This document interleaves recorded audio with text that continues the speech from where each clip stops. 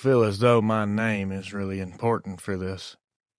I grew up in Greenbrier County, out near a little place called Meadow Bluff.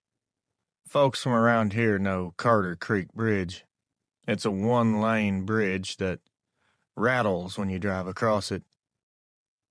Your headlights barely cover the bridge before the darkness swallows everything again. Our dad used to tell us a story about that bridge when we were kids.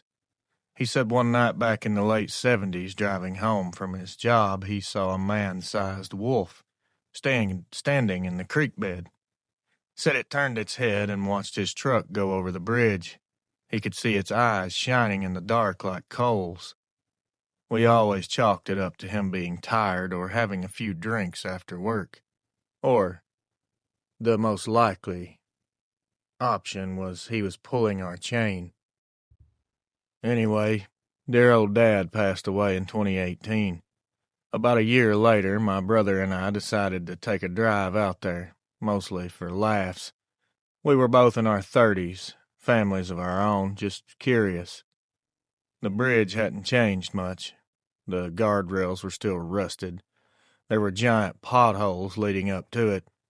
The same echoing noises when your tires hit the metal grate. We parked on the far side where the road widens into a gravel pull-off. It was early in the evening, but the light was still fading. Air was humid and heavy. You could smell the creek. My brother pulled out his phone, started recording a goofy video about Dad's werewolf. We were both laughing, tossing rocks into the water.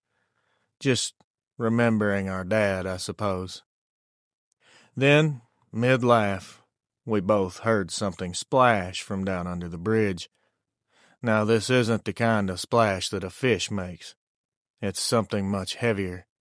Sounded like a human stepping off a rock into shallow water. We stopped moving and started listening. A few seconds pass and we're hit with another sound, low and throaty like an animal, growling almost through its nose with its mouth closed. My brother turned on the flashlight and pointed it toward the creek bank. The light hit something moving and it slipped between two willows so fast we couldn't tell what it was, but we could tell that it was moving on two legs and not four. This was the moment that we both looked at each other. No more jokes after that. The air suddenly felt thicker, like the woods themselves were listening and watching us. We got in the truck and left, telling ourselves it was just an animal, or there was someone fishing down there and we spooked them. About an hour later, we checked into a small roadside motel outside Raynell. It's a cheap place, but clean enough. We both sat there for a while scrolling through our phones, not speaking about what we thought we saw. Finally, we turned the lights out and tried to sleep. Sometime early, I'm guessing 2 or 3 a.m., I woke up to a sound outside the window. It was a soft scraping on metal followed by a deep, slow breathing. It was vibrating in my chest when I heard it. I eased the curtain back just a little. The parking lot light was dim, but I could see the back of my truck. Something absolutely huge was standing right behind it. It had one hand up on my tailgate. Its head was tilted, sniffing along the truck bed. The shape of it was like a mixture of two animals that I'm sure you probably guessed. This thing looked like a human-shaped body, but its head was huge and was shaped like a wolf or a dog. It was tall, it was broad, and its legs bent backward just slightly at the joints. I blinked and it turned. The light hit its face, and I could see it was covered in dark fur, except for on the chest, upper legs, stomach, and bicep areas. Everywhere else was completely covered, but these areas I could see skin, a grayish, leathery, cracked skin. I clearly saw the long snout. I saw the eyes glowing a yellowish glare. It started moving quickly, and it got down low to the ground. It disappeared behind the next row of cars like it was gliding on wheels. My brother moved a little bit when he heard me whisper his name. We stayed still, kept watching and listening. Whatever it was circled the building, once completely around. I could hear tapping on the pavement, and it would go quiet for a second. At first light, we went out. Now, neither of us spoke or said the word Dogman, but we both knew. That's what our dad had described all those years ago. Maybe it followed us back from that bridge, or maybe it had never left that stretch of Carter Creek and just decided to remind us that he'd been telling the truth. I have no desire, or my brother don't either, to go back snooping around that bridge anymore. Now that we know my dad wasn't crazy and wasn't telling lies. My brother swears he sold that truck partly because of a handprint that he felt found on it and it would not wash off. Thanks, Reels. Hope you can use this. Anonymous. Hello, Reels. My encounter story is from a few years back in central Minnesota, right outside of St. Cloud. I'm a widow in my 60s. I've been on the same property for going on 30 years. I live on about 5 acres, and it's surrounded by woods and cornfields. This property, you can go days without hearing a car if you don't turn on the highway. My neighbors to the west of me, we'll just call them the Petersons, they had this big old German shepherd named Duke. He was such a sweet dog. Always used to wander over to my side of the fence when I was gardening. I'd give him a biscuit or scratch behind his ears, and he'd flop over for a belly rub. Wonderful dog. You could tell he was getting old. He was gray around the muzzle, slower moving. One night, early November, Duke went missing. The Petersons looked for him for days. They figured maybe he'd wandered off to pass peacefully somewhere, like old dogs sometimes do. It made me pretty sad, but I didn't think much more about it. A few weeks later, I started hearing something outside late at night. At first, it sounded just like Duke pacing by the fence again. You could hear the soft thump of the paws in the dirt, the breathing, even the way he used to huff when he wanted a treat. I'd go to the window and see nothing but darkness. One evening, just before bedtime, I stepped onto the porch with a flashlight. The motion light came on and something big moved just outside of its range. I couldn't see many details, just a solid shape.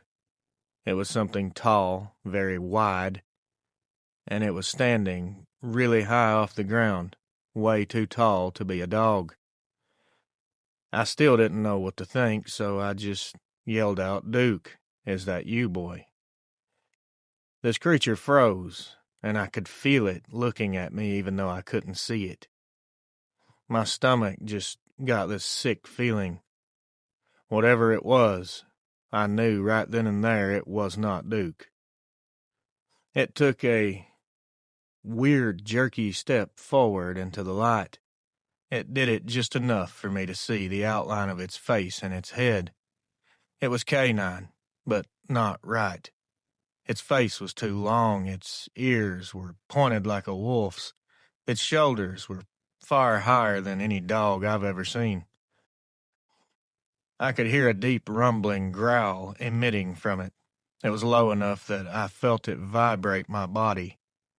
My hand shook, instantly, so bad that I couldn't hold the flashlight steady anymore. I watched it blink, and that's when I noticed how bright the eyes were and how yellow and how they were glowing like a predator's.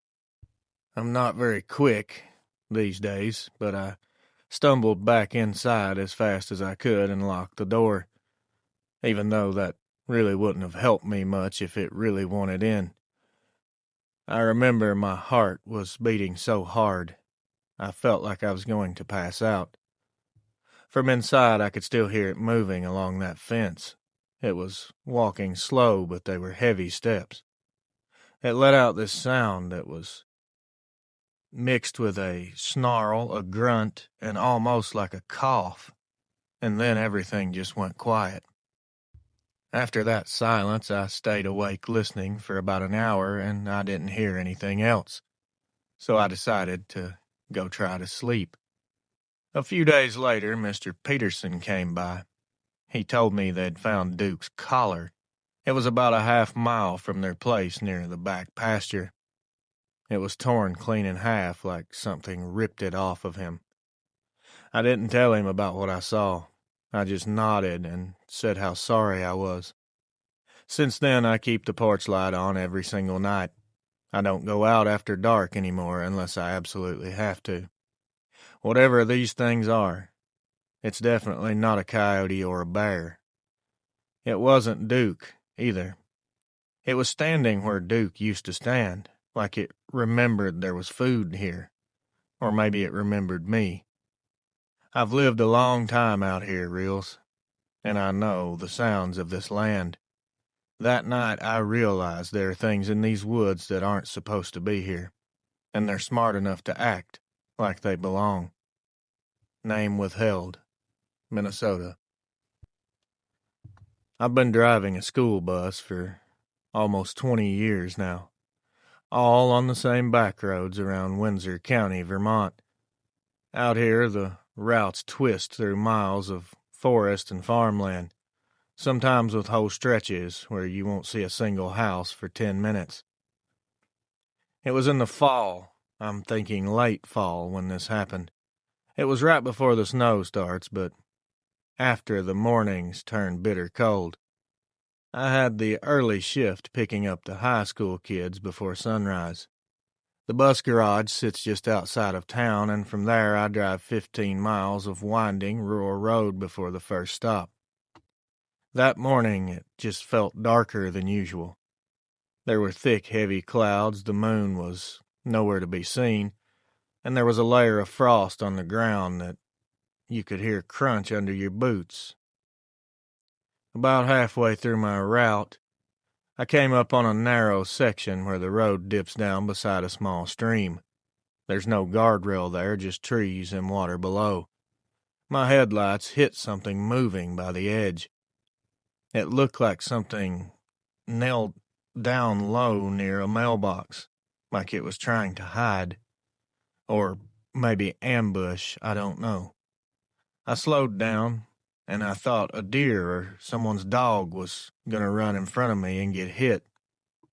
As I got closer, it turned toward me. I'll never forget the shape of that head, that snout, those ears, those orange eyes.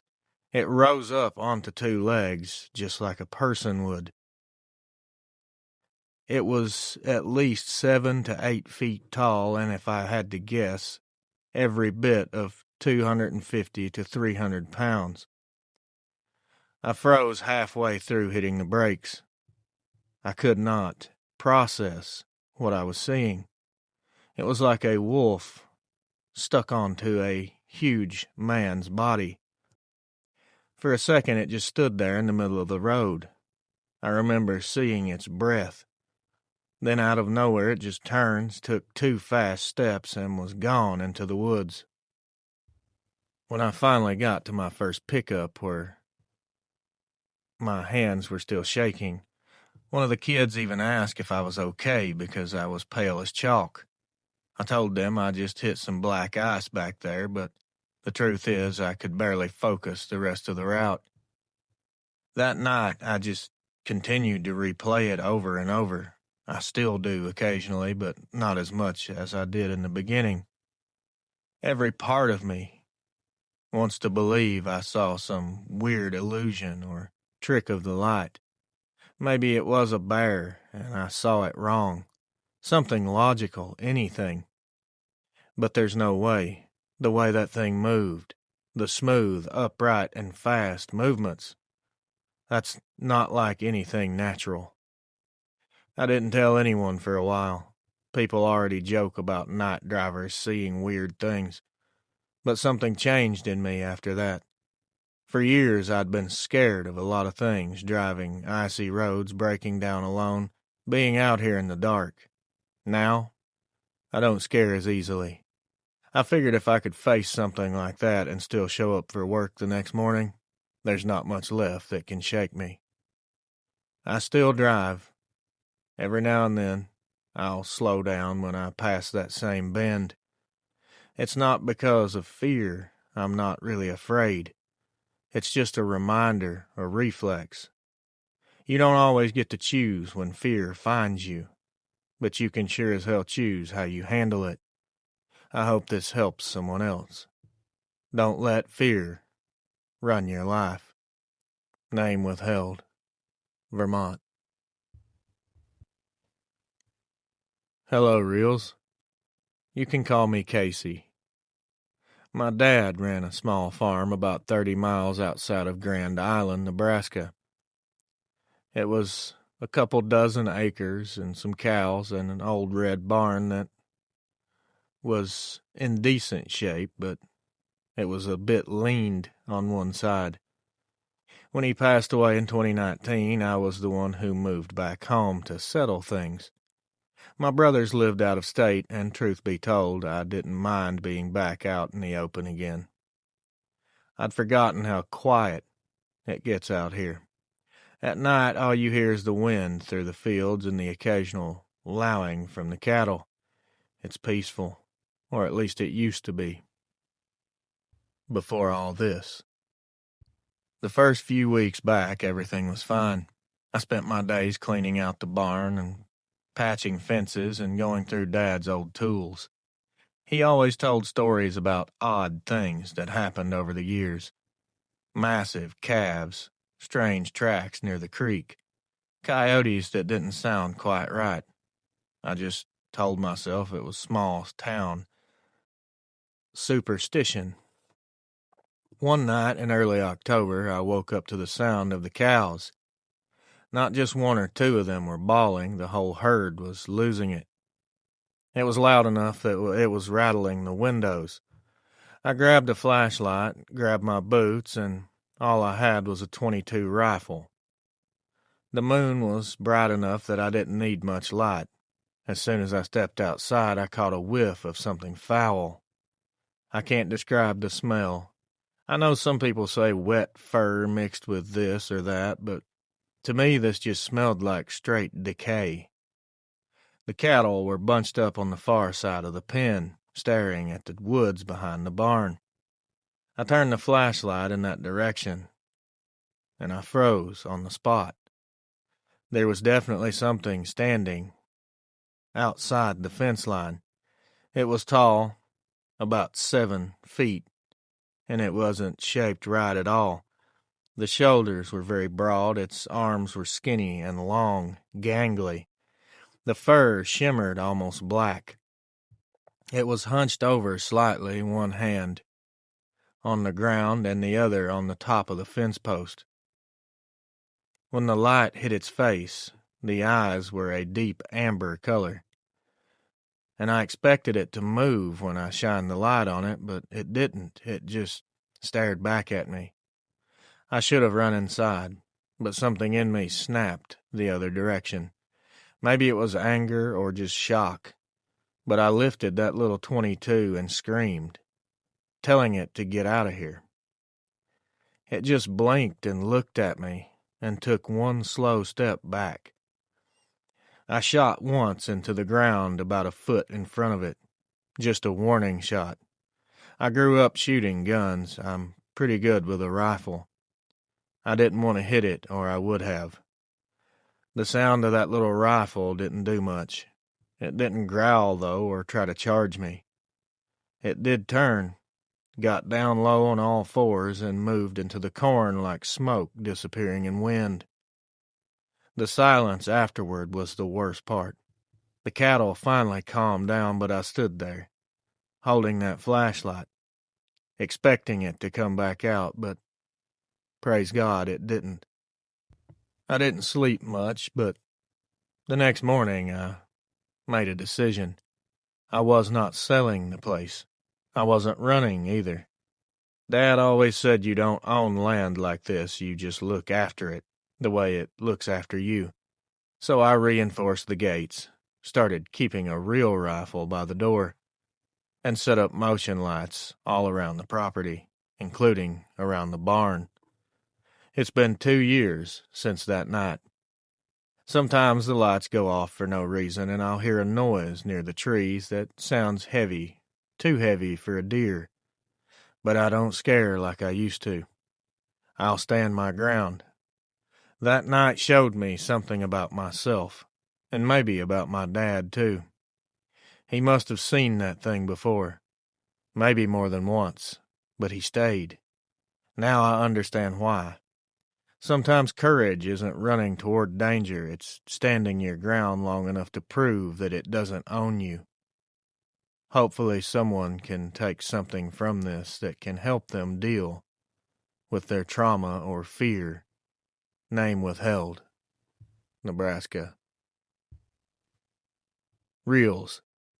I guided hunts for almost 15 years in Montana, mostly elk and mule deer around the Little Belt Mountains. I quit after what happened in 2021.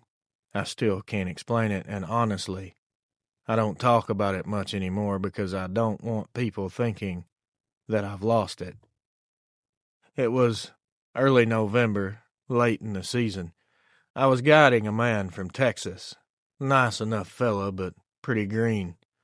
You could tell right away he didn't know how to move quiet. We were camped about 4 miles from the main trail near a creek that always had fresh sign. The first couple days went by uneventful. Cold mornings, quiet woods, hardly any movement. The third morning, however, just before sunrise, I woke up to the horses fussing. They weren't panicking, but they were restless, snorting and shifting around. I had seen this before, and usually it means there's a bear nearby, so I got out of the tent and grabbed my rifle. It was still dark out, probably 5:30. There was frost everywhere, and I didn't see anything, not at first. But I could smell something that I couldn't place. Something was off. It was a musky smell, and it wasn't a bear, not an elk. This was something else I had never smelled before. About 20 minutes passed, and my client crawled out, rubbing his eyes. We saddled up and headed toward a ridge where I'd seen deer moving earlier that week. Everything was quiet. Too quiet for that time of morning. There was no birds. Very unusual. We were halfway up when I noticed a feeling like we were being watched. I don't ignore those feelings because I've learned to hone those in. I know when I'm being watched. It's not just a feeling for me, it's a fact.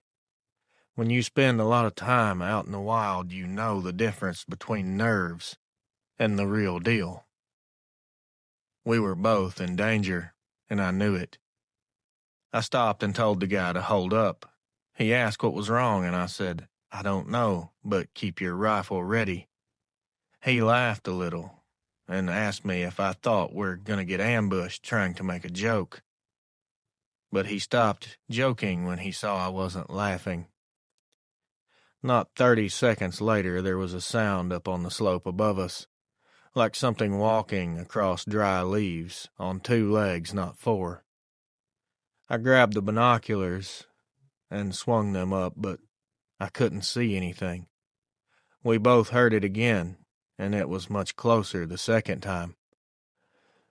After the second noise, 5 seconds maybe tops passed, and it let out a growl that didn't sound like anything I've ever heard in the woods. It sounded something more like you would hear in a horror movie. The horses started backing up. They flattened their ears. My client started to say something, but before he finished, this thing broke out from behind a cluster of spruce, maybe 40 yards away. At first glance, I thought it was a bear standing up, but it wasn't. It moved like a human, just a lot faster and a lot smoother. It was big, dark brown fur, long arms and a head like a wolf or a German shepherd, but much bigger, and it was more narrow. The teeth were visible even with its mouth partly open. The man from Texas fired before I could stop him. One shot. The thing didn't fall. It flinched and let out a sound I'll never be able to forget. It was a mixture of a growl and a scream. I just got chills thinking about it. It bolted uphill so fast the trees seemed to shake around it. After that, the woods just went silent again. We sat there for maybe a minute, just dumbstruck and not speaking. I finally told him, "We are getting out of here. We gotta head back to camp." That night, needless to say, neither of us slept. Around midnight, we heard movement in the trees beyond the horses. Wasn't loud like earlier. This was something pacing a lot softer. I just sat there with my rifle and waited. I was willing to do whatever I had to stay alive, but I was praying that I wouldn't have to. Finally, the sun came up. We broke camp and we left immediately. I told him not to mention what we saw to anyone, just that we had weather issues. He agreed. He kept asking me over and over, what the hell was that? I had no answers then, and I don't have any now. That was the last trip I ever guided. I still do go out sometimes, but only alone, and only for short hikes. It's one thing for me to put myself in danger, but I'm not comfortable with taking someone else and putting them in danger as well. And now that I know what's out there, I'm not willing to take the chance. People always assume that when you're afraid, it means you run. That's not what it was for me. I wasn't afraid of dying. I was afraid of realizing how little we really know about what's out there, and that maybe the woods don't belong to us after all. Jay, Montana. Hello, Reels. I drive one of those little postal route trucks out here in central Nebraska. I've got about 60 miles of gravel and back roads I cover every day. It's a lot of farmland, a few small towns here and there. Endless cattle, not much else. This happened around early February of 2019. It was one of those mornings where it's still dark out, but when you start the route, the temperature was sitting right around 10 degrees. The snow from the week before had frozen solid. The road shoulders were like slabs of ice. There's this one stretch out past Broken Bow that always creeped me out a little. There's an old irrigation ditch that runs parallel to the road for a few miles. It's deep enough that you can't see the bottom unless you're standing almost on the edge. I'd usually pass it before sunrise. The first time I noticed something weird, it was just a shadow. I came around a bend and saw what looked like a person crouched down by the ditch. My headlights hit it for only a few seconds. It was dark, but it looked too wide in the shoulders to be a person, and it didn't seem to move. I figured maybe it was a trash bag or dead animal frozen in the ditch. The next morning, the same spot, the same shape. I slowed down, expecting to see something obvious this time, but it moved just a little, a very small movement, like someone adjusting their weight. I slammed on the brakes and my truck slid a little. When I looked again, it was gone. Now, mind you, I drive that route 6 days a week, so when something stands out, you can bet I notice. For the next few mornings, I caught myself watching that ditch before I even got near it. The 5th day, it wasn't crouched anymore. It was standing beside the road. I hit the high beams, and that's when I saw eyes reflecting back at me. They stayed fixed, bright, and very high off the ground. I'm not great with measurements, but it had to be 7 feet. It didn't flinch or run away. It just stood there until I passed it. My chest was very tight, like I'd been holding my breath the whole time, which I could have been and didn't even notice. I watched the mirrors for as long as I could, but there was nothing behind me after that. A few days later, my route got changed up because of icy conditions, so I didn't drive that road again for about a week. When I finally did, I stopped where I'd seen it and got out.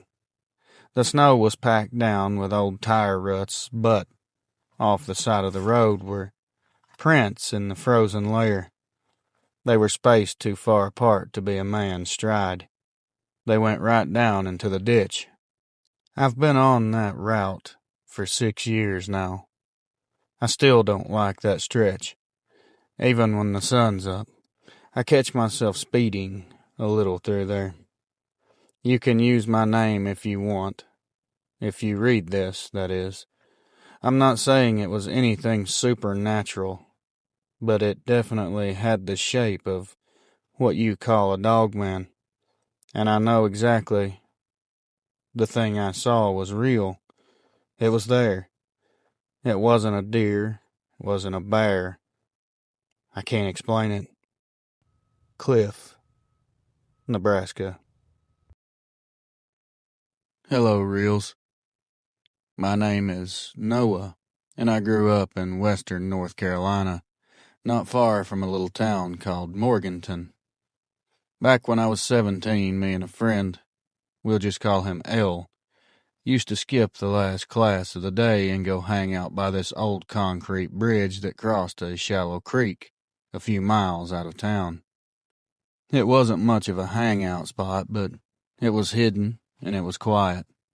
There were old beer cans under there, graffiti all over the walls, and that musty smell of wet moss.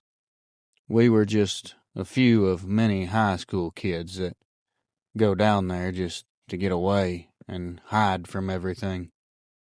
It was the year 2004. It was sometime in October, maybe mid-October. The air had that cold, smoky feel from people burning leaves. We were sitting on the edge of the bridge, our legs dangling, just talking about dumb stuff, I'd imagine. I had a bag of chips with me, and I remember dropping one. It fell through a gap in the concrete and down into the darkness underneath. I started hearing a snorting sound like a dog. Elle froze and said, "Did you hear that?" We both leaned over the edge and tried to see underneath the bridge, but it was just too dark. We couldn't see anything. You could barely make out the concrete support pillars and the reflection of water moving between them. Then something moved down there. It was heavy enough to make a scraping sound against the dirt. Elle said there's someone under this bridge. There weren't any houses nearby, no cars parked up top, and no reason anyone would be hiding under a bridge in the middle of nowhere. I picked up a small rock and dropped it down, just to see if it would make any noise. It hit something soft before it hit the water. That's when something let out a growl. It was long and deep. It didn't sound like any animal I'd ever heard. We both jumped up and ran down the slope on the side of the road to look under the bridge from the creek bed. We thought it was maybe a lost dog. The minute we got close enough, I saw something's eyes. They were yellow, almost orange, and they weren't reflecting any sunlight. They were glowing under that bridge. These eyes were at least 7 to 7.5 feet off the ground. This thing had wide shoulders, and they were at the height of a very tall man. Whatever it was, when we saw it, it crouched behind one of the center pillars. You could see part of its arm, long, dark, covered in hair. The shape of it just did not match a bear, which is the only thing that would be big enough to match the shape. The only other thing that would have looked like that would be a person, but this definitely was not a man. I remember Elle whispering low, saying, "Dude, we should go." But I was too stunned to move. Then we heard that growl again. It was lower this time, not as loud, but it was much deeper. It sounded more angry. That's the very moment that we both ran at the same time, back up to the road, and took off to his truck. That same night, Elle called me and said he went back with his dad after work. His dad didn't believe what we saw and said it was dangerous. We had ran into a bear and we needed to stay away from there, which at that point we gladly did. Now that bridge is still there, of course, but they put up a guardrail and new concrete barriers a few years after that. Part of me wants to drive out there at times and sit around and wait, look around, and see if I hear that same growl again, or see those eyes under the bridge. I kinda want to see it again. I want to know what it is. I don't really concern myself with it attacking me because it could have taken us both, but it didn't. That's my encounter. Use it if you want. Also, you can use my name if you want. It's been over 20 years, but I can still see those eyes in my head every time I think about it. Noah from North Carolina. Reels. I don't really know where to start this, but I'll try to tell it the best way I can and the best way I remember that it happened. I drive truck. It's mostly between Baton Rouge and Memphis. I've been doing it close to 12 years now. You see a lot of strange stuff out there, I'm sure you're aware of this. But every once in a while, something will happen that just completely changes the way that you look at the road forever.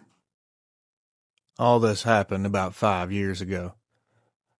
If I remember correctly, it was July, August, somewhere in the end of the summer. I remember because it was really hot and humid that day. Anyway, I'd left Natchez a little after midnight and was running south on 61. It's a road between Woodville and St. Francisville. It always just feels strange out there. I can't really describe it. It's just too quiet. You don't ever hear frogs half the time, just that hum from the road under your tires. It was somewhere around 2 in the morning when I first noticed a out-of-place sound. It wasn't very loud, just a soft, whispery noise that just didn't make any sense. I thought it was the CB radio at first picking up some kind of interference or maybe air leaking somewhere in the cab. But when I turned the CB off, the sound did not stop. It was like someone talking through a half-open window. It was too low to make out words, but it was steady.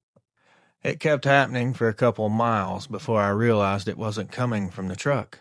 It was coming from outside.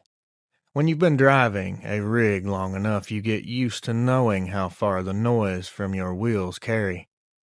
So when I started hearing footsteps outside that matched my speed, I mean they were slamming, I damn near forgot how to breathe. I leaned forward, the passenger window, trying to see through the fogged glass. The road had a slight dip in it, and when I hit the dip, that's when I saw it. Just barely, in the edge of the light from the mirrors. Something was running beside my trailer, not on all fours like a dog or an animal. It was standing up, tall enough that its head was a few feet away from being level with the top of the trailer doors. I did not make a mistake of thinking this was a human. It was entirely too big, and the way it moved would have killed that idea quickly. Its shoulders were rolled forward. It had long, skinny arms just swinging like wet spaghetti noodles. I could see the sheen of wet hair. It had to be either a dark gray or completely black. The skin around its neck and chest looked pale, like leather stretched very tight. Then the whispering got louder. Not in my ears anymore, but outside, like it was right up against the metal. I swear to you, man, it was whispering my name over and over. I hit the gas, jumped to 70, and the thing didn't drop back. It kept right there beside me. I could see part of its face at this point. It had a long snout or nose, not quite like a wolf, but very close. It had a mouth that looked too wide. The eyes caught the light once, and they weren't red or yellow. They were a pale blue color. Just like that, it was gone. Just gone. The whispering all stopped. Everything went quiet again, like nothing had just happened.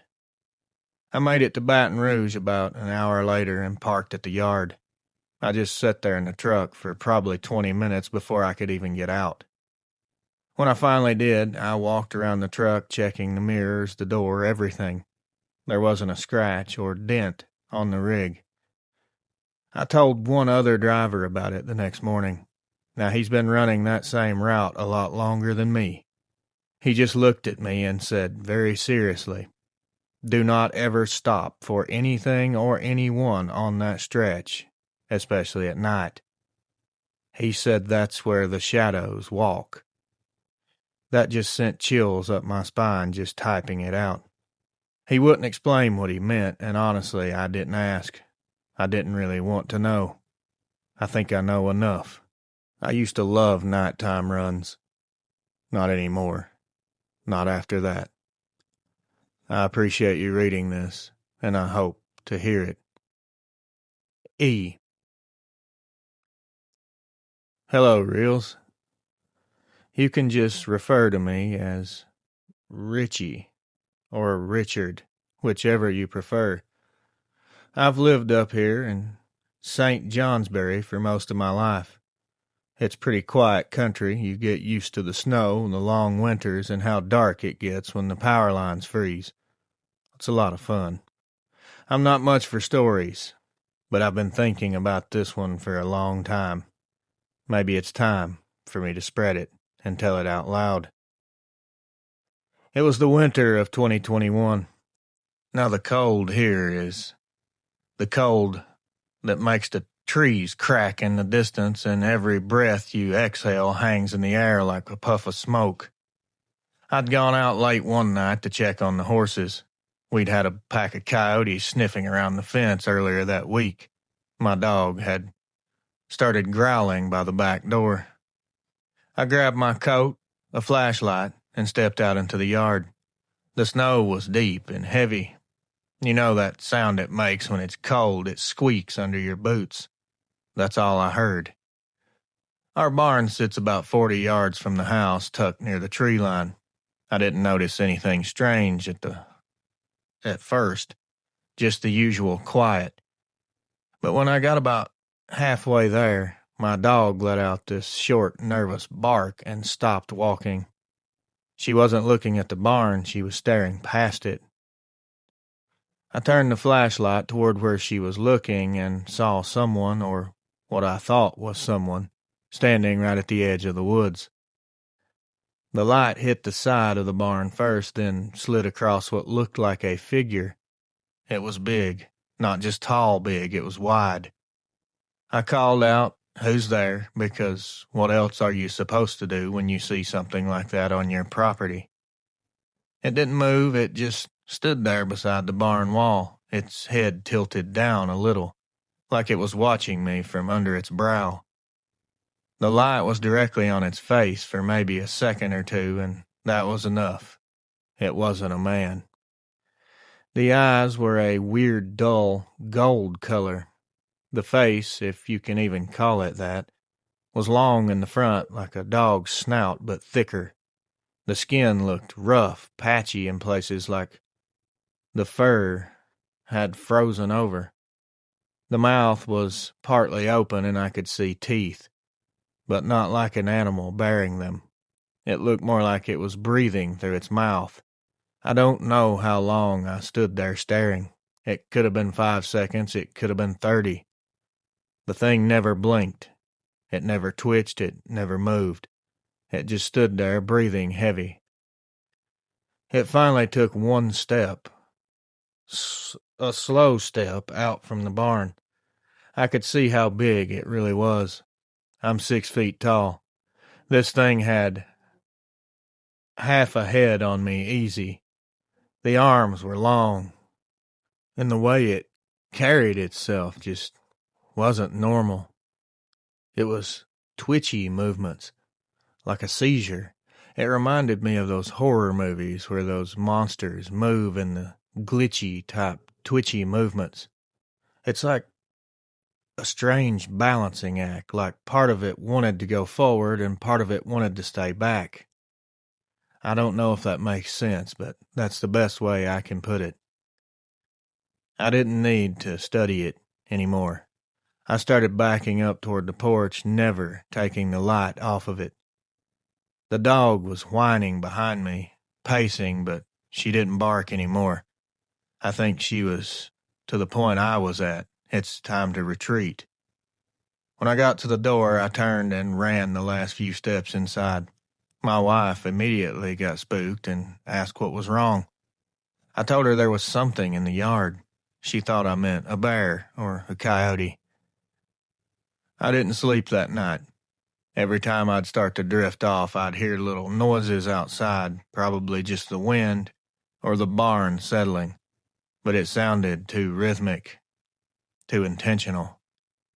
The next morning I went out when the sun was up. I didn't see anything near the barn, and the horses were fine, but the dog wouldn't leave the porch. She just kept staring in that same direction, her ears flattened and her tail was tucked.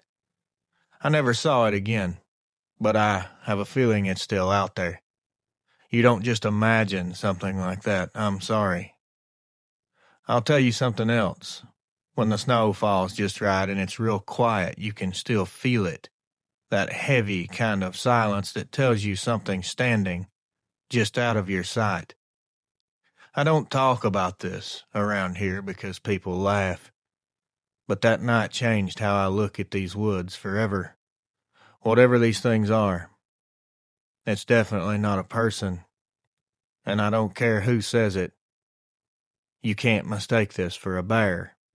It's just not a possibility unless you're half blind. It was something that knew exactly what I was, and it decided to let me live with the memory. Richard. Hello, brother. I've been meaning to get in touch with you for quite some time. I've just been really busy. So my wife got me a drone for Christmas this past year. She said it was so I could finally have a hobby that doesn't involve fixing things that aren't broken. She thinks she's funny. Anyway, I'd been dying to try one out, but the weather around here was pure mud and drizzle for about a week straight. The first decent day we got was still cold but sunny. I grabbed that thing, charged up the batteries, and walked out into the backyard like a kid with a new toy. We live on the edge of a town called Columbia. In Kentucky, it's just a small neighborhood that butts right up to some woods and an open hayfield behind it. That field has been empty for years, just grass and weeds, maybe some deer now and then. Perfect place to fly without hitting power lines or trees or worse, someone's roof. I got the drone in the air and started getting the hang of it, and I'll be honest, it was amazing. The camera was crystal clear, and I was doing these slow sweeps over the field, feeling like a Hollywood director.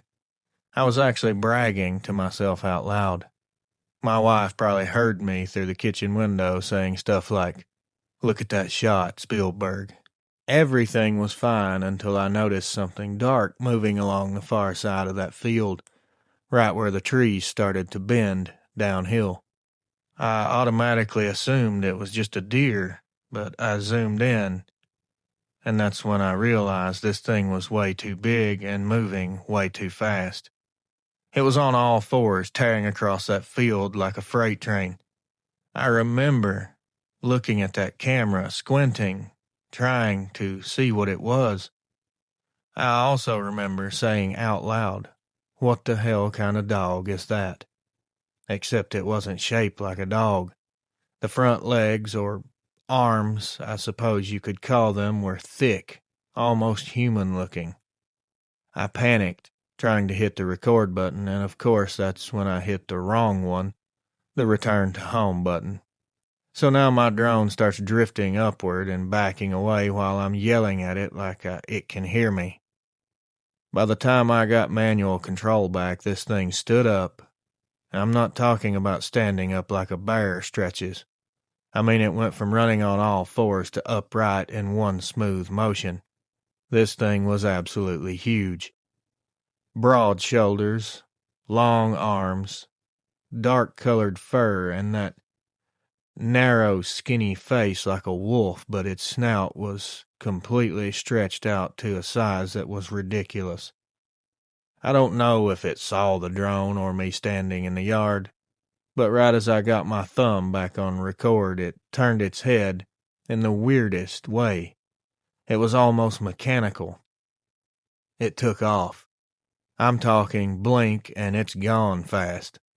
My drone camera couldn't even keep up.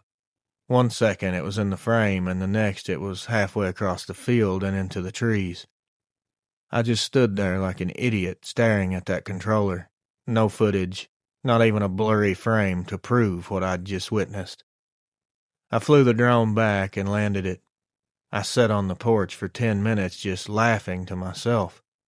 You know that nervous laugh where you don't know whether to cry or throw up? That was me. I even said it. Well, that's great. My brand new drone just witnessed something that'll make me sound insane for the rest of my life. When my wife came out a little later, she asked how it went. I told her good news. Your gift works. The bad news, I think we live next to a werewolf training camp. She rolled her eyes and said, "You're not funny." I left it at that. I didn't want to scare her. I told a buddy of mine from work about it later. He just said, "Man, you probably saw a bear." I asked him if he's ever seen a bear sprint 40 yards in 2 seconds and stand up like it's late for a meeting. He didn't have much to say after that. Anyway, I haven't flown back there since that happened. I have glanced over there a time or two, but I'm almost afraid I'm going to see it again. And the fact that it was that close to my home makes me sick to my stomach. Nowadays, I stick to taking overhead shots of the house. The backyard feels plenty big enough. If you read this and anyone hears it, and they're thinking I made all this up, believe me, I wish I had. You can laugh all you want, but I'm the guy who saw this thing. And every time I look out past those trees, I can still picture that thing standing there, very close to where I live and sleep at night. Take that into consideration. Next year, I'm just going to ask my wife for socks. Alan M. Idaho, 2021. I don't tell this story very often at all, and when I do, I usually regret it by the time I'm done. I'm 70 years old now, and I've had a lot of time to think about the choices I've made. There's one in particular I still don't understand. Why I went back to that valley after swearing that I never would. It was the fall of 2021, and my youngest son had been talking about buying a piece of hunting land up near Clearwater County. When he showed me the location on his phone, I felt my chest almost cave in. I knew those ridges. I'd hunted elk in that same valley back in the late 70s before I quit for good. I didn't tell him that, though. I just nodded and said, "It's a nice country." The first night we drove up there, I could feel the memories crawling out of the dark, like they'd been waiting for me to come back. The timberline hadn't changed much, still thick pines, quiet as a grave. The air was heavy and had a closed-in smell that I remember very clearly. We made our camp beside a creek. I tried to focus on helping him sight in his rifle, but the whole time I kept catching myself, glancing toward a certain stretch of trees just beyond the fire. That's where it happened back then. I'd been tracking a bull elk alone for 2 days in that same patch of woods. The snow was coming down pretty hard and visibility was awful. Somewhere behind me I heard what I thought was another hunter. Very slow, careful, heavy steps. When I yelled out to be safe, whoever it was stopped moving. Then a few yards off, I heard something release a large amount of air from its lungs, a giant, loud, deep exhale, almost human, but too heavy and too deep. There's just no way a person would have that type of lung capacity.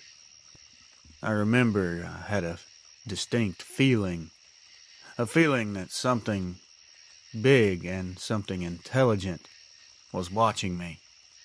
I never saw it clearly that day, but I did see a shape moving in the trees, a tall shape, walking upright for a few steps before melting back into the timber. I left my gear there and walked out with nothing but my sidearm and my life.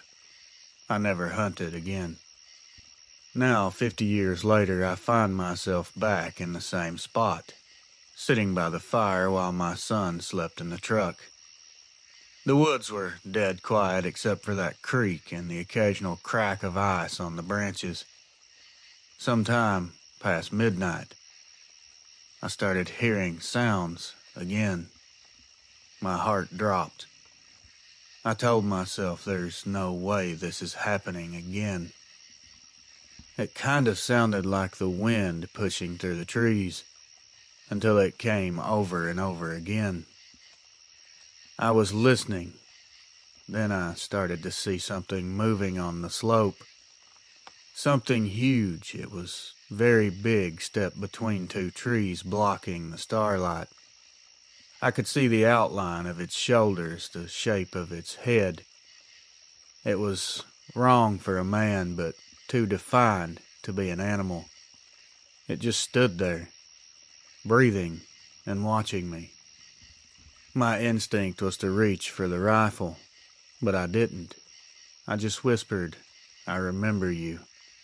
I swear on my life it turned its head to one side, like it recognized my voice, and like it knew me and we were old friends. It just kind of stared for a second, straightened its head up, lowered its gaze, and turned and walked back off into the woods. I sat there by that fire until morning. My heart was pounding like I was a kid again. When my son woke up, I told him we needed to find somewhere else to hunt. He laughed and said the place gave him the creeps anyway. I've never told him why. You can call me old, crazy, whatever you want. I've heard it all before. But I know what I saw all those years ago, and I know it was the same thing standing there that night. Some things just won't die. They won't let go. They just wait for you to come back. Some of the folks wishing and hoping to encounter one of these creatures. Be careful what you wish for. You just might get it. There is no going back. Anonymous. I grew up in a small town outside Montpelier, Vermont.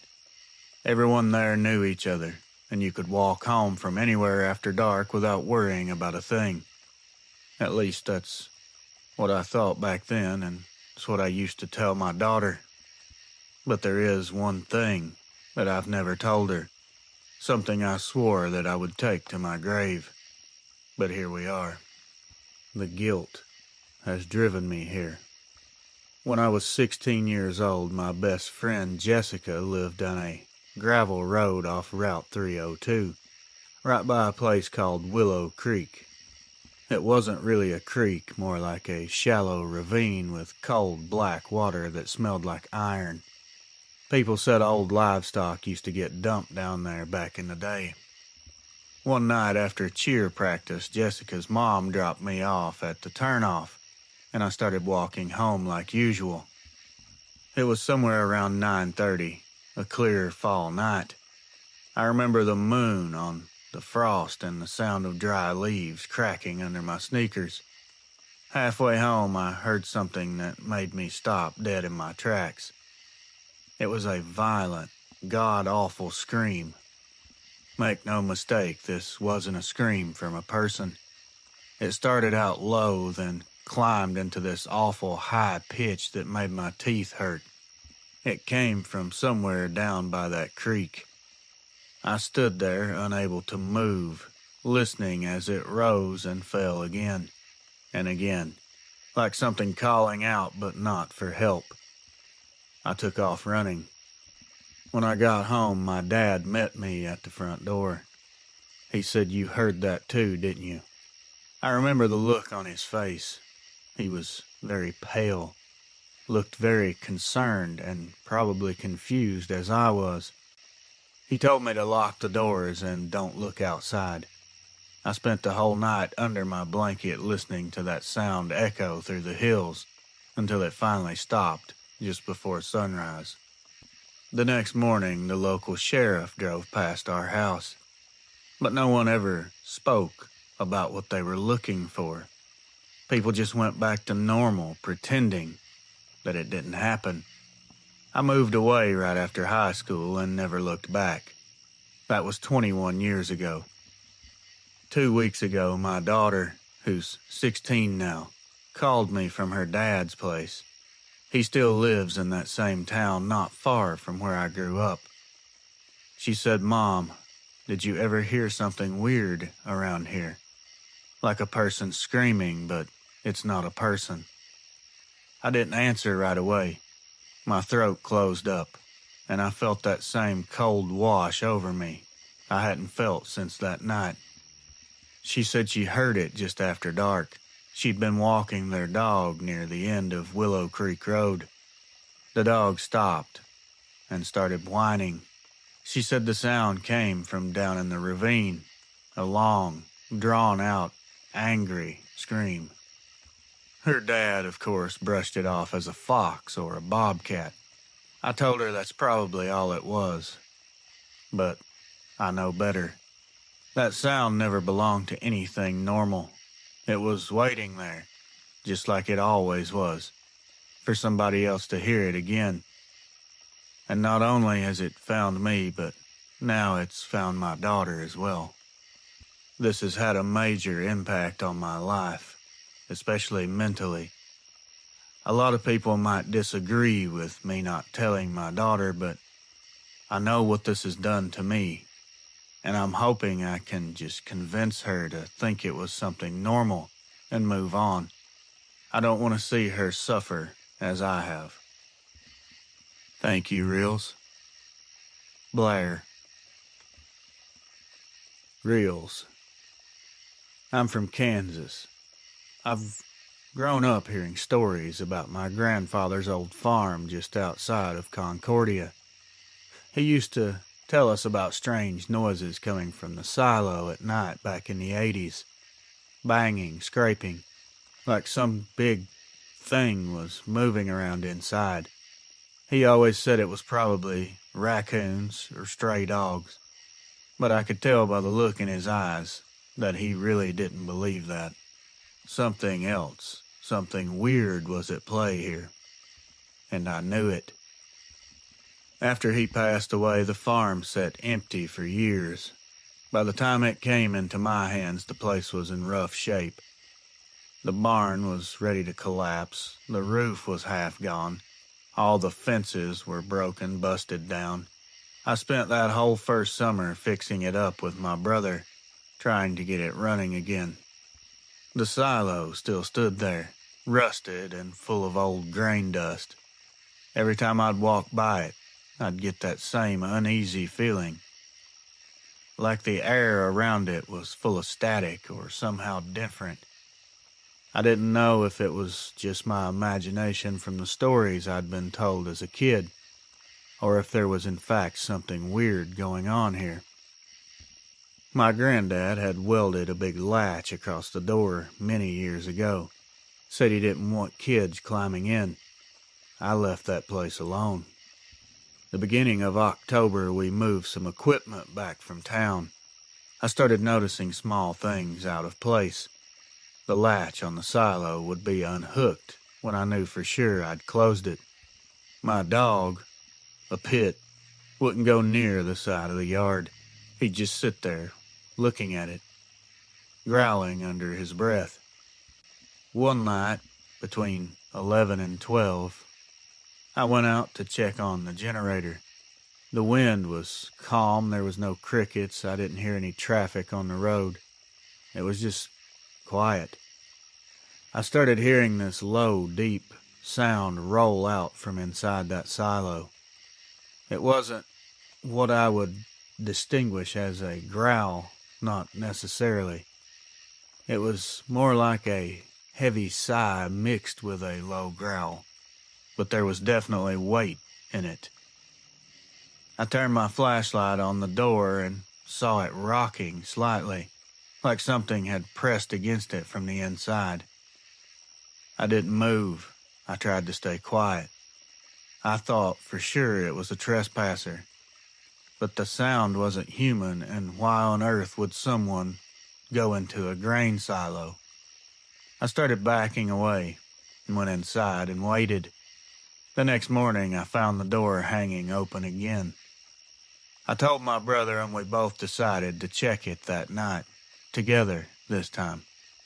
We parked the truck by the barn, turned off the headlights, and just waited.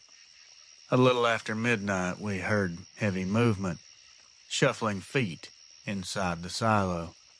For a few seconds, we saw something move through the slats of light near the base. Whatever it was big, way bigger than a normal animal around here, and it was moving upright. Needless to say, we left. When we came back the next morning, the door was closed again, but the latch was bent like it had been pulled from the inside. I sold the farm shortly after. The new owners tore down the barns, but left the silo standing.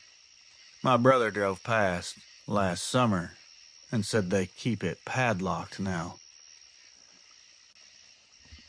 I never saw anything physically myself, but my brother did. He swears it was a giant walking wolf. I can't say for certain, as I never saw it, but my brother is not the type to tell a lie. My granddad always explained it as a big creature. So, my brother didn't get his description from my granddad. I think he's telling the truth. Actually, I know he is. I believe him 100%. Whatever the hell it is, I think it lives in there, and it's been there for a very long time. My granddad definitely knew what he was talking about. Name withheld. Reels. This encounter took place in Washington State in 2022.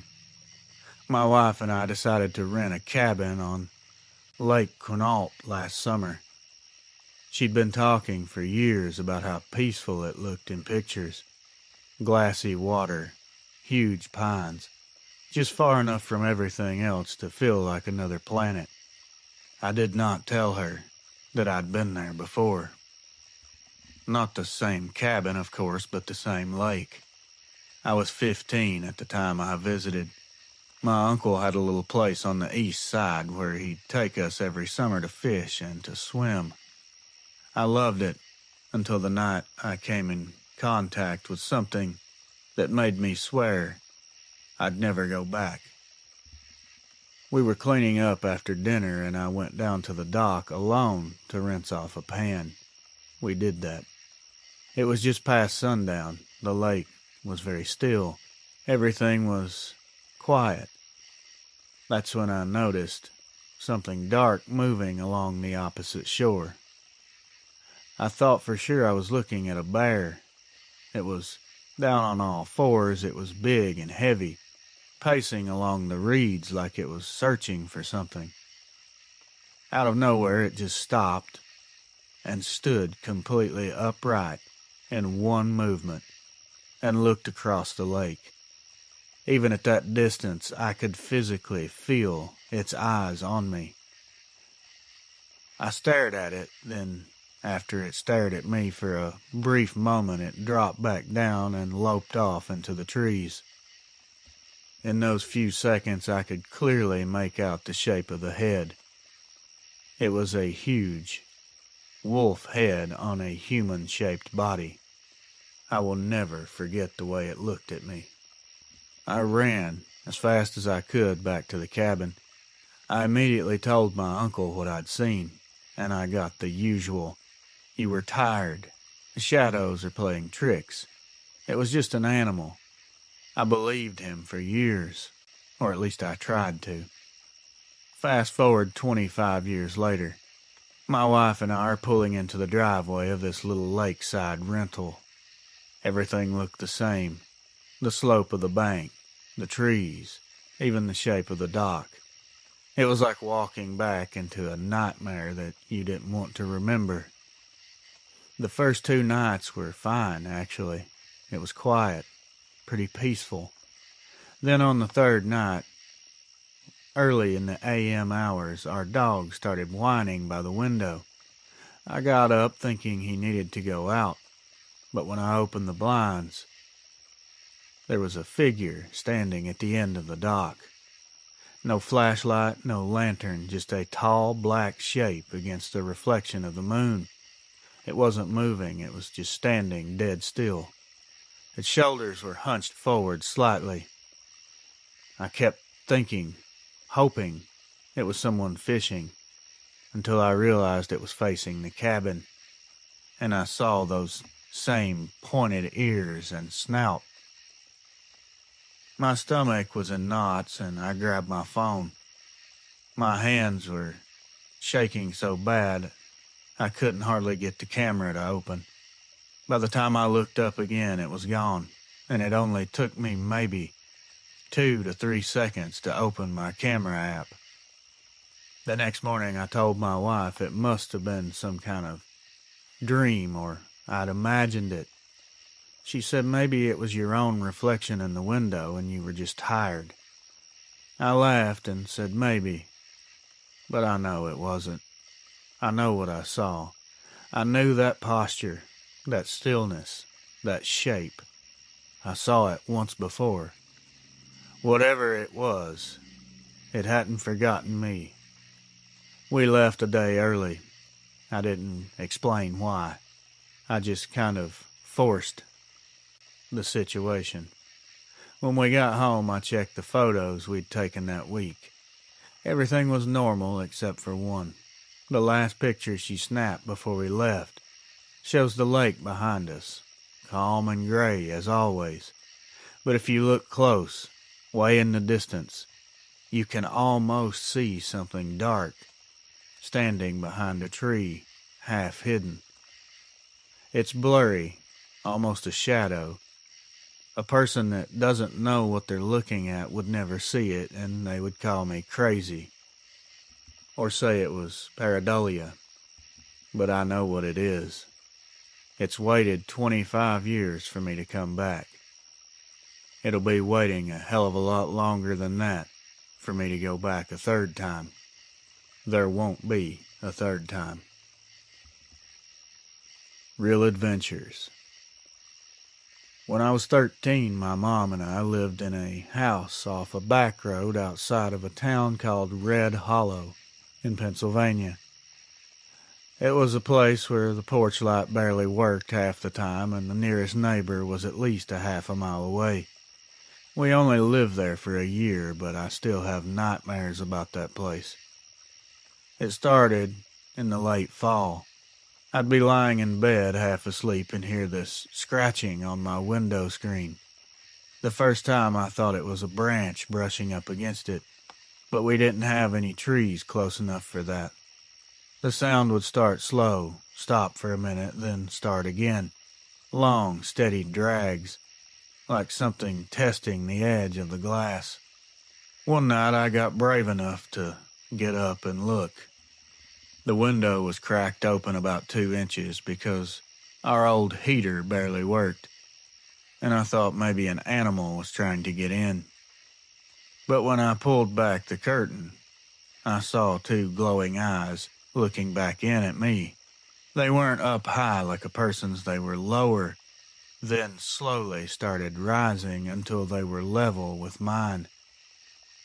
And standing outside that window, in order to be that tall, it would have had to have been at least 8 feet. I remember just dropping onto the floor and crawling backward until I hit the wall. The scratching stopped, but I could hear breathing. I screamed for my mom, and by the time she got in there, it was gone. We moved out the next week. That was over 20 years ago. I just remember fear, panic, desperation, and a head that looked like a Doberman, but 5 times the size of a normal dog. I live about 2 hours from there now, with my husband and our 2 kids. I hadn't thought about Red Hollow in years, not until one night last winter when I heard that same scratching sound again. It came from the window in our bedroom. Are these things able to mark people? Is this the same one? Could it have found me after all these years? I would love to have an answer to just one of these questions. I told myself I was dreaming. I even tried the old "it's a tree branch" thing again, just like before. But when I sat up, I noticed both of our trees were bare. No branches were near the house at all.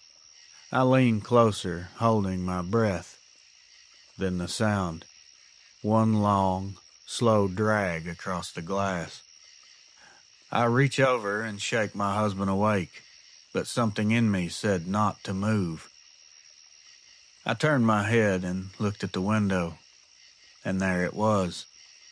Those same yellow eyes outside the glass, that same head shape.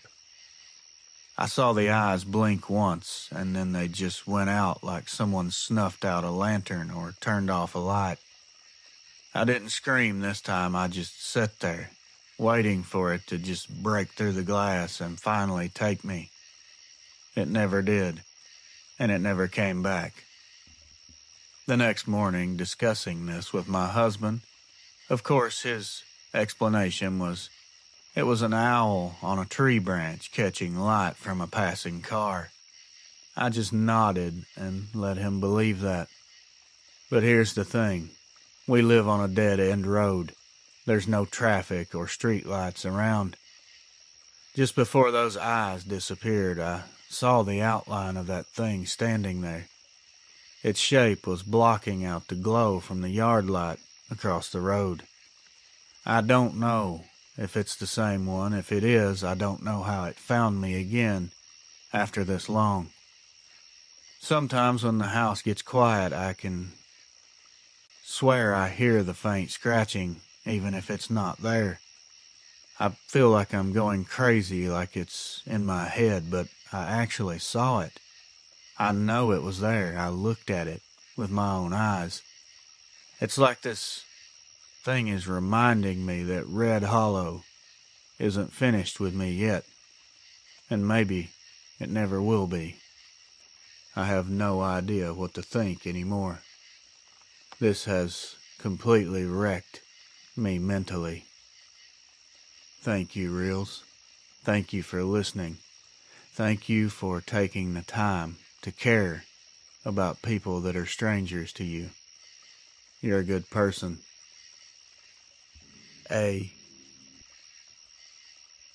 This event takes place in Oklahoma of last year. There was a house, an abandoned house, and I made a promise to myself that I'd never go back there. But not too long ago, curiosity got the best of me, or maybe guilt. Either way, I found myself standing at the end of that same dirt road I used to walk with my brother when we were kids, staring at what was left of our old farmhouse. Most of it's gone now. It's caved in on itself, weeds growing through the floorboards. The only thing still standing tall is an old shack or outbuilding out back. It used to scare us even in daylight. We called it the dark barn, because no matter how sunny it was, the inside always looked like nighttime. When I was 8 and my brother was 10, we saw something in there one evening. We'd gone looking for the cat after supper, and the sun had just dipped below the fields. The door was open, creaking in the wind. I can remember hearing it. I also remember hearing this shuffling sound inside. My brother pushed me behind him and whispered, "Do you see that?" At first I thought it was a man. It was standing just inside the doorway. Still, very tall, shoulders wide and slumped over. But as my eyes adjusted, I realized it wasn't a human at all.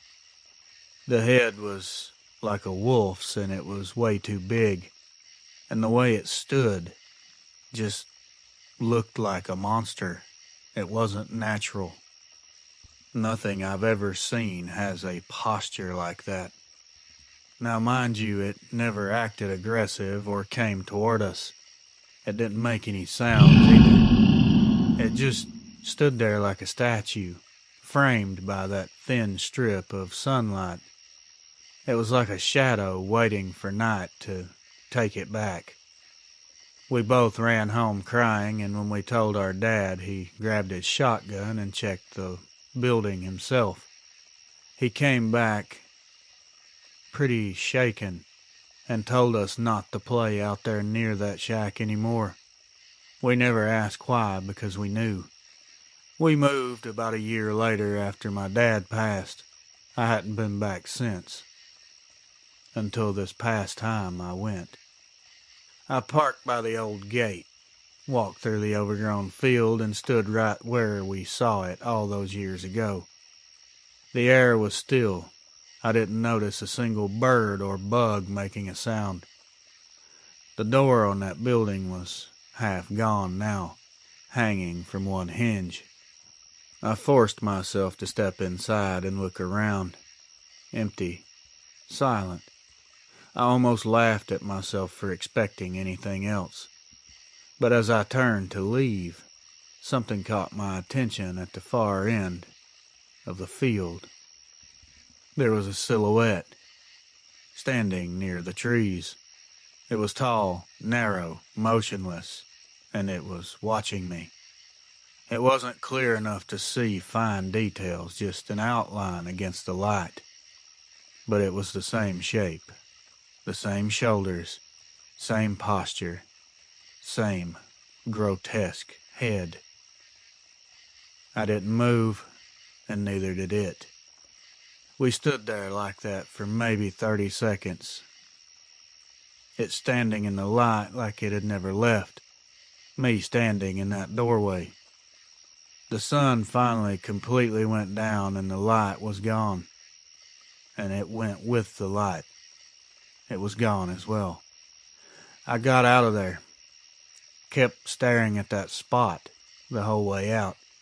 When I got to the car, I realized I was about to have an anxiety attack. It was the same feeling I did have when I was 8 years old. I don't know what it was then, and I have a pretty good guess of what it is now. I've learned a little, and it sounds like a Dogman to me. That thing is not gone. It never was, and it never will be because it's burned into my memory forever. I feel sorry for anyone who's experienced this and encountered a Dogman. It's something that will damage you permanently. Anyways, that's my encounter. Thank you. Anonymous. Hey, Reels. I won't go too deep into discussing what I do, but my job has me travel the same route through parts of the Ozark 3 nights a week. I've seen plenty of black bears, deer, and a few cougars over the last 8 years. Now, I'm not a scary type of person. But in June of 2021 on Highway 74, everything that happened just plays on repeat in the back of my head. It's a video loop that I just can't seem to turn off. That road cuts through the hills west of Jasper. Twisty, no guardrails in most places. It's pretty desolate up there, quiet, just you, the trees, and your headlights. It was pretty late, and I'd just finished a drop-off at a small gas station outside Parthenon. I was headed back toward the main highway, trying to make time before a storm was about to hit. The rain started soft at first, just enough to slick the road. I slowed down to about 35 when the dash lights dimmed. The engine sputtered and died. I coasted onto the narrow shoulder, half of my truck still on the road. I tried the ignition again. It was dead, and it was pitch black out there. I had no cell service. There were no houses for miles, and no other cars in sight. I turned on the hazard lights and stepped out, figuring I'd grab the flashlight from the toolbox and check the battery cables, hoping that it would be that simple. The rain had started coming down pretty heavy by then. I could hear the wind starting to pick up. That's when I noticed the sound. It wasn't thunder or branches moving, it was something solid hitting the back of the truck. One heavy thump, then another, like a shoulder bump or a push. I turned around with the flashlight and pointed it toward the tailgate. I froze. There was a shape standing behind my truck, tall enough that its shoulders, its entire upper body, was well visible over the box. I couldn't make out much through the rain, just the outline of the head and the ears that pointed up instead of sideways. I didn't know what to do, so I just screamed, thinking maybe someone needed help. But whoever it was didn't move. I watched it take a step or some type of weird movement to one side.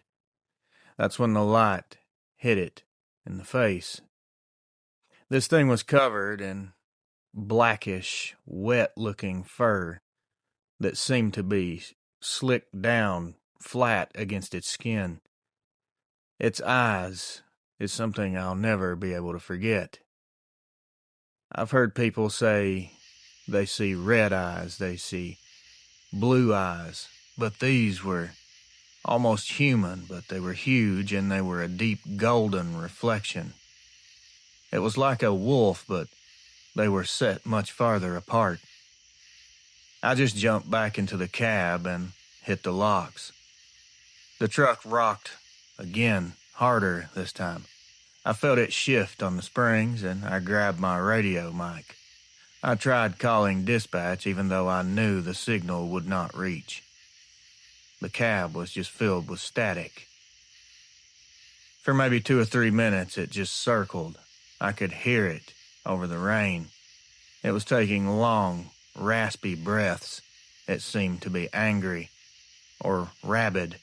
It was like someone who'd just ran a mile was desperately trying to get in at me. Once it slapped the driver's door so hard that I thought the glass was going to shatter. I remember bracing my arm against the wheel, thinking it was going to break the glass. In the distance, like an angel parting the clouds, I saw a set of headlights winding down the road. Another vehicle coming from the opposite direction. The moment those lights rounded the bend, whatever was out there took off. I saw it in the mirror for a half a second. It was down on all fours, running off the road into the trees like a shadow peeling away from the light. The other driver stopped and asked if I needed help. I just nodded and told him the truck had died. When he parked behind me, my engine turned over like nothing was wrong. I did not tell him about what I saw. I just thanked him, waited for him to leave first, and then followed all the way back to town. Now, I've been on that same bit of highway dozens of times after that, but nothing else has ever happened. I've never seen anything, never felt anything. It's just normal. I guess you could say I was at the wrong place at the wrong time. Or was I at the right place at the time I was supposed to be there? I know a lot of people think that Arkansas monsters are just bears or tall tales. I used to think that too. But when you've had something push your truck hard enough to rock it sideways, and you know it wasn't human or an animal that you can recognize, you start keeping the cab doors locked, a gun under your seat, staying locked in and on your surroundings even in the daytime. Thanks, Reels. Todd, Newton County, Arkansas. Hello, brother. I've noticed a few people have wrote in even if they weren't sure what they saw, right? Well, I still don't know what to call this. I typed this out exactly how I said it into my phone that night so I wouldn't forget anything. I work on a ranch outside Fort Stockton. Part of the job is checking the old windmills and wells once a week. The one on the south fence line is dry now, just a concrete ring and a metal cover we keep chained so animals don't fall in. I was out there late because a pump line had burst earlier and I wanted to finish before morning heat. The sun was already down, sky still red in the west. The generator lights from the barn were miles off. Nothing but flat land between. I remember hearing that chain rattle. Thought maybe it was the wind. Then again, metal clinking slow, like something tugging it from down below. I walked up, shined a light straight down into that well. I didn't see anything at first, just old bricks and darkness. Then something moved down there. The light caught a patch of gray-brown that moved. I thought it was a raccoon. A growl broke the silence. It echoed all the way up that pipe. I dropped the flashlight, and the beam spun around in the shaft and stopped on a hand gripping onto the bricks. This was not a paw. It was an outstretched, nasty, long-fingered hand with claws, curling over the edge like it was able to hold its own weight with one hand.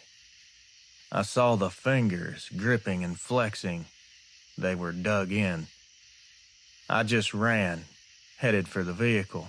I don't remember even unlocking the truck. I just remember the sound of those nails scraping stone, like something was climbing out of there fast. The well cover slammed up against the chain, metal on metal, and that's when I realized this damn thing was coming out. I floored the truck and tore across the field. I didn't even close the gate behind me. I stopped at the foreman's house 2 miles away, and he came out thinking I'd wrecked. I couldn't even get the words out for a minute. We went back out there the next morning. The chain was snapped clean in half, and the cover was bent upward from underneath, like a missile had hit it. There was dirt all around it, and it was wet like something had dragged out of there and set heavy in the dust before walking off. He told me he had no idea, but he'd seen coyotes get trapped down there and somehow forced their way back up. There's no way I believe that. Coyotes can't climb brick walls. There's just no way. I think he was coping. Maybe he'd seen it before. I've skinned, I've hunted, I've took out plenty of coyotes. Coyotes don't have fingers, folks. And they sure don't climb brick, like I said. That windmill's still standing, but no one goes near that well anymore. There's no need to.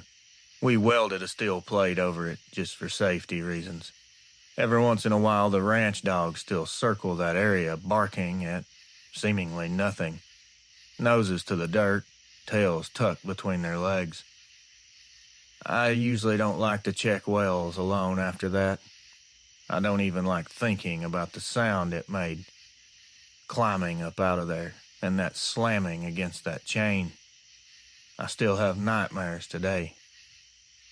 I don't wish this on anyone, and if you've seen one, God bless you and God be with you. I'll pray for you. C.W., Pecos County, Texas. Hello, Reels. I myself never thought I'd listen to a channel like yours, especially not write in to you. But I have something to tell you about something that happened last spring. It makes my hands start to shake when I just think about it. This wasn't in the woods or some creepy back road. It was in my own backyard, right outside of Stillwell, Oklahoma. My sister passed away in 2019. Every year since then, my daughter and I light paper lanterns on her birthday and let them go over the pasture behind our house. It's something quiet we do together. No big ceremony, just a remembrance of her. It was April. It was a calm night. The air was hanging heavy. It was supposed to storm in a few hours. We lit the first lantern, watched it float up, clean and steady. The second one didn't lift right away. It drifted sort of sideways. It hit a low branch and got stuck halfway up one of the pecan trees near the fence line. I started walking toward it with my daughter beside me, holding the lighter in case we needed to relight it. The lantern's flame was small, but bright enough to throw a little orange glow around the tree. That's when I realized something was already there. Something the size of a person standing on the other side of that fence. At first I thought it maybe was my neighbor. We get the occasional trespasser cutting through the property as well. But it wasn't moving, it was just standing there. It was half lit by that flickering lantern light. I saw its eyes and knew that it had to be some type of animal. Humans don't have eyes that reflect in the dark. I saw it blinking. The eye shine was not like an animal's, a normal animal's anyway. The reflection was steady. It wasn't darty or shifting. And they were very high off the ground, I'd say 6.5 to 7 feet. Way bigger than me. My daughter saw it too. And she instantly asked me, "Mom, who's over there watching us?" The lantern's flame finally burned out, flickered, and was gone. Left us in almost total dark. I reached for my phone flashlight, but before I could switch it on, there was a low rumble. It wasn't what I would describe as a growl, but like a deep breath exhaled through something's throat. I've heard other people explain this sound, and I know exactly what they mean. You could feel this sound more than you could hear it. It was like a steady vibration in the air. It was very strange. I grabbed my daughter's hand and backed toward the house. When we got to the porch under the porch light, I turned around and it was gone. The branches of the tree were still swaying and the smell of wet dirt hit the air. It was like something big had just moved off through the pasture. We went inside and locked everything up. We didn't talk about it for days. When we finally did, my daughter said it looked like a wolf standing like a person. She drew it for me on notebook paper. Very long arms, hunched back, pointed ears. I didn't hang the picture up, but I still have it folded and my Bible tucked in the drawer. We still light those lanterns every year, but we do it from the porch most of the time. I won't go near that fence line after dark, not now. I don't know if that thing was drawn to the light or just passing through. But for those few minutes, it felt like we were not alone, like something was standing there watching, curious maybe, or remembering something of its own. I have no idea, or any way to explain this. Angela, Adair County, Oklahoma. Reels. I don't even know if this counts as a real sighting or not, but it sure made me question what I thought I knew about the woods and the world. I live outside of Tallulah, Louisiana, on 10 acres that back up to a wildlife reserve. There's a barbed wire fence between my yard and government land, but deer come through gaps all the time, so I keep motion lights out there. One night in early September, around 11, I let the dog out. He's an old blue tick, barely barks anymore. But that night he stopped halfway down the steps and started whining, looking at the trees. I figured there could be a hog or something out there, and I grabbed a flashlight. When I hit the light, I saw the fence wire moving. It wasn't wind. The air was still, there was no wind, and it was hot as soup. The top strand of barbed wire was actually sagging like something heavy was pressing it down. I stepped a little closer, shining the light over it, and the first thing that registered was the shape of a shoulder. Then the light hit the side of a face. Not animal, round but long, angled. It turned toward me, and the reflection from the eyes was pale yellow, almost white. It froze, and so did I. We just looked at each other across maybe 20 feet of open grass. I think we were both equally startled. It dropped down to all fours so fast the wire sprang back up and twanged like a guitar string. Whatever it was crossed that ditch in 3 strides, low to the ground, and disappeared into the palmettos. I could hear it moving for a while. It sounded like someone driving a vehicle through the woods. It was knocking down trees, or at least it sounded like it was as it moved deeper into the reserve. And then, silence. My dog refused to come off the porch for the rest of the night. I went down there a few days later, expecting to see the fence broken. It wasn't. One of the steel posts had tilted like someone had leaned on it with their whole weight. I didn't call anyone. What was I going to say? A werewolf bit my fence?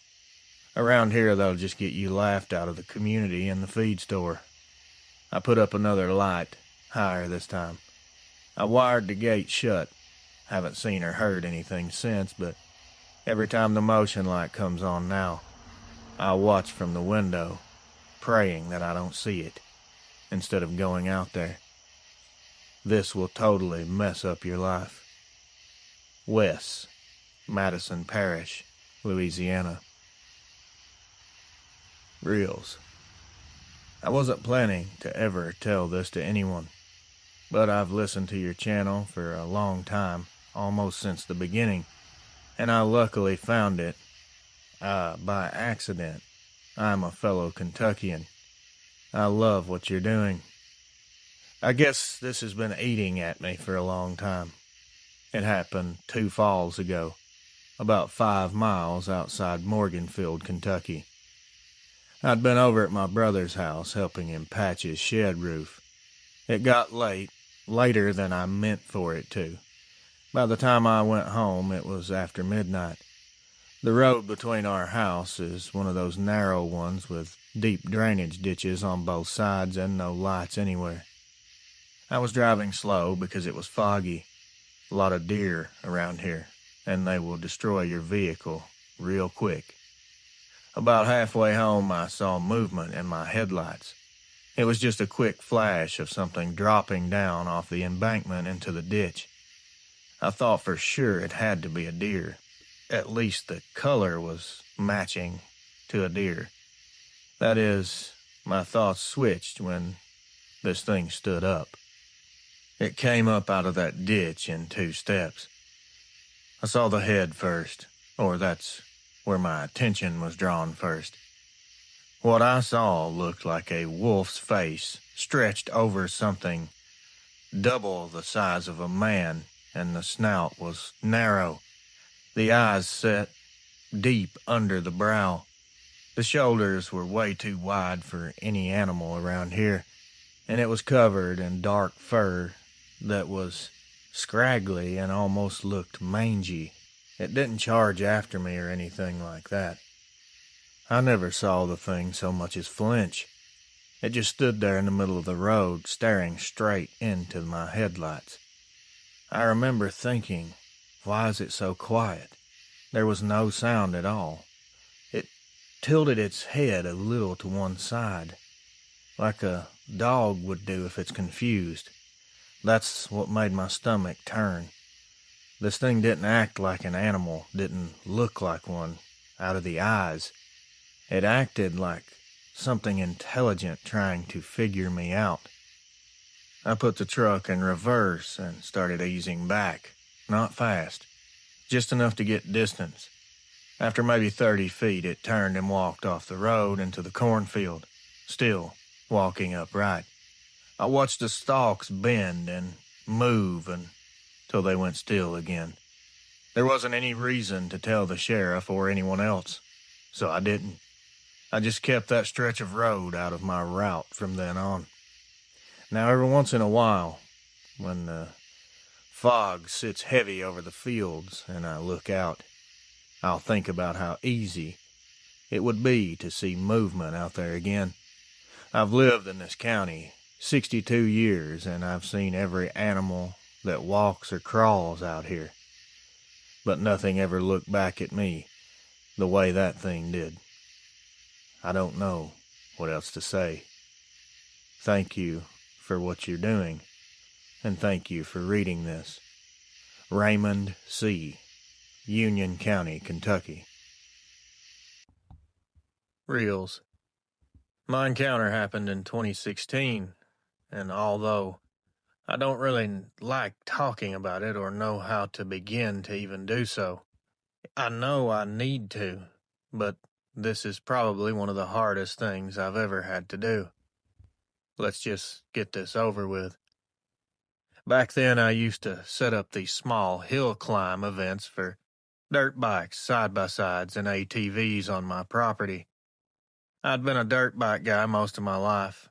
One of my buddies called me old school because I never used the word UTV. Anyway, there was this monster of a hill on the back side of my land that no one could make it up. So naturally, we named it one of our bounty hills. The plan was simple. Bounty Hill, if you don't know what it is a hill that hasn't been topped by anyone, and the first person to climb it gets a cash prize. And if they're the fastest person after that, they get even more. It's nothing official, it's just friends, their machines, and a whole lot of bragging rights. Actually, pretty dangerous stuff if you don't know your limits. A few days before we were supposed to meet, I went back there to clean the path and check for branches or holes, move some big rocks out of the way. I rode my bike out around midday, full sun, nothing weird.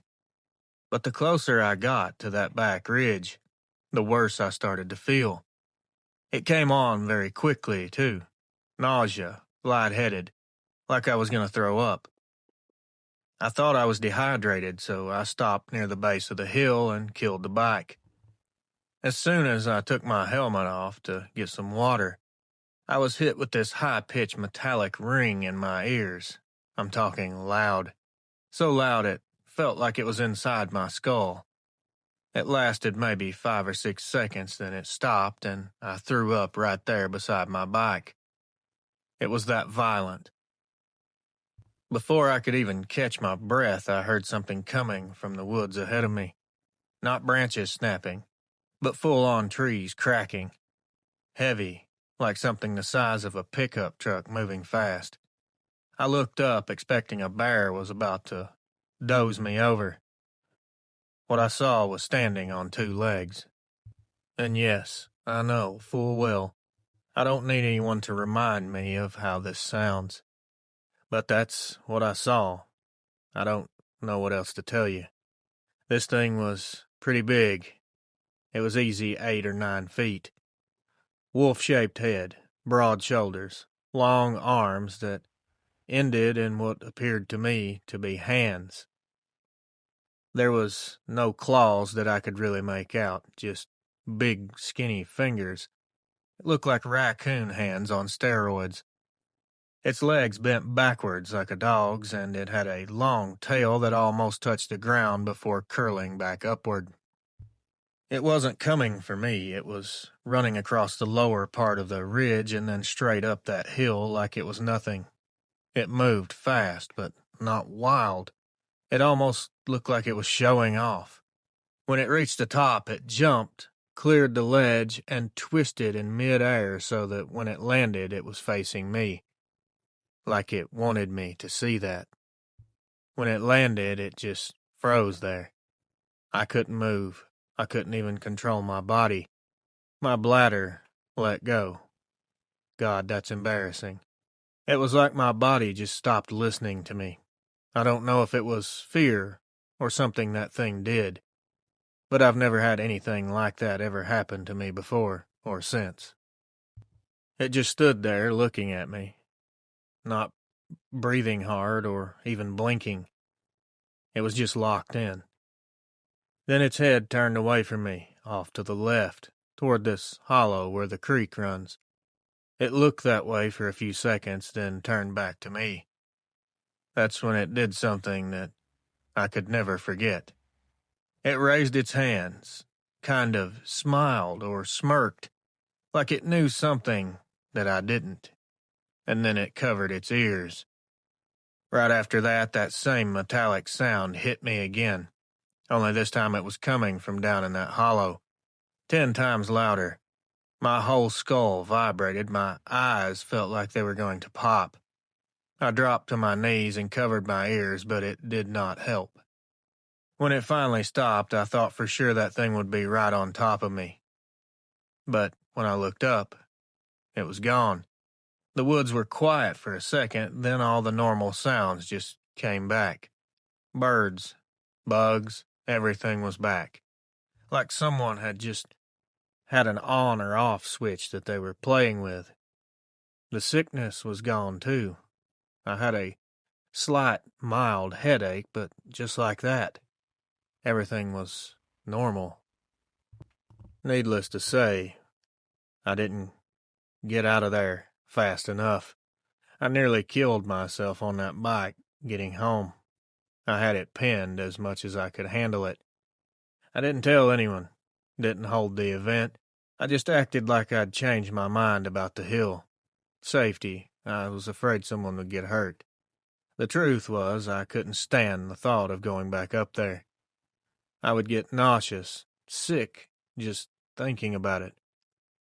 I still own that land, I still live there, but I won't go back to that backside ridge. There's nothing back there for me, except bad memories, and possibly worse. I've told one other person before now. He never laughed at me. He told me he believed that I saw something, or he believed that I believed I saw something. But I could tell the way he talked about it and the way he looked at me that he thought I was crazy. I'm not looking for anyone to believe me, don't misunderstand.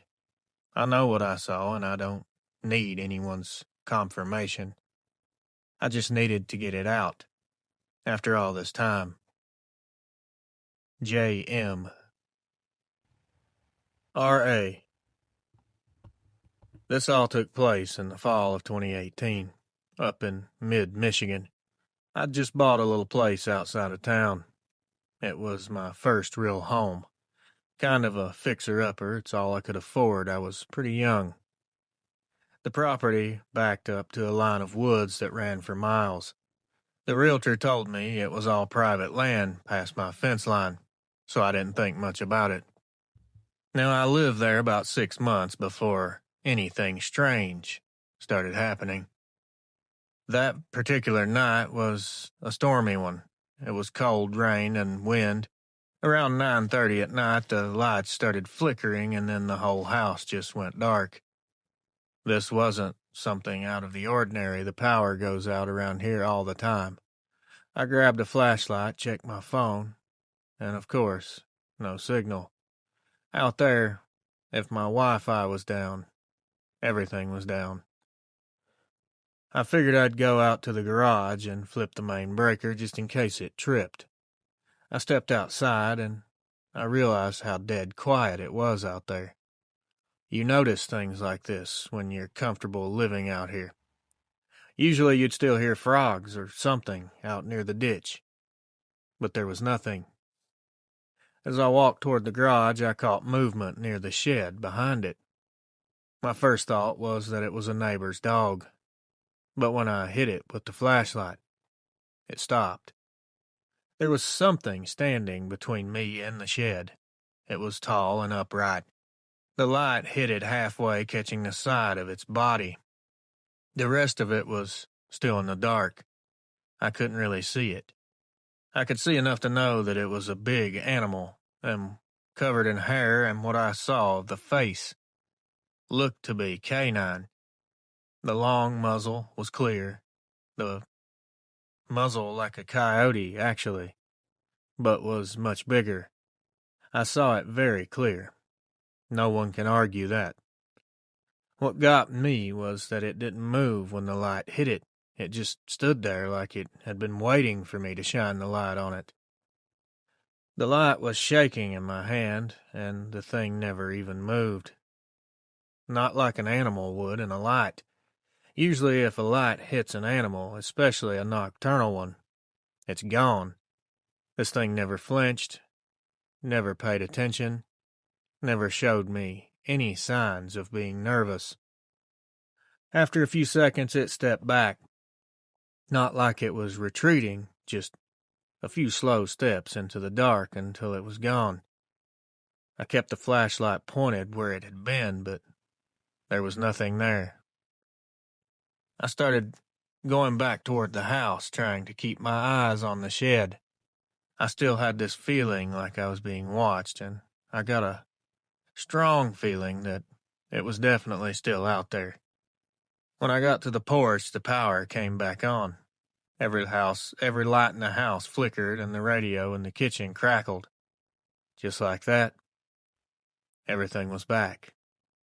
The rest of that night, I sat at the table, looking out the window toward that shed. I didn't know what I'd seen, but I kinda wanted to see it again. I couldn't see anything in the yard. Around midnight, I started to feel stupid. I thought I'd scared myself over a deer or a shadow. I had seen something wrong or saw it at a weird glance or glare. It was a trick. My mind had fooled me. The next morning, I went out there to prove it to myself, to look for any prints or anything, proof that there was something there. The ground was soft from the rain, as I expected, hence why I was anxious to see tracks. Right where I'd seen it stand, there were in fact some impressions in the mud. These weren't boot tracks, not animal tracks either. These were something out of a storybook. They look long, deep prints like something heavy had been planted there for a while. I filled them in with a shovel and haven't looked behind that shed after dark since. I don't want to see it again. I've decided that it's best. Once is enough. Nothing like that's happened after that, and I'm still here. But I swear, every now and then, The power still cuts out, obviously.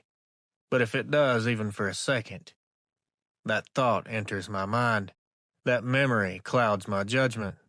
I get the same cold feeling in my stomach. I feel like that thing is out there, waiting for me to come outside again. Anonymous. Real adventures. I'm glad to finally get in touch with you. My encounter is not really something I tell many people about, but if someone asks and they genuinely want to know and they're not trying to make fun of me, I'll usually tell them. I work for a small landscaping company outside of Stillwater, Oklahoma.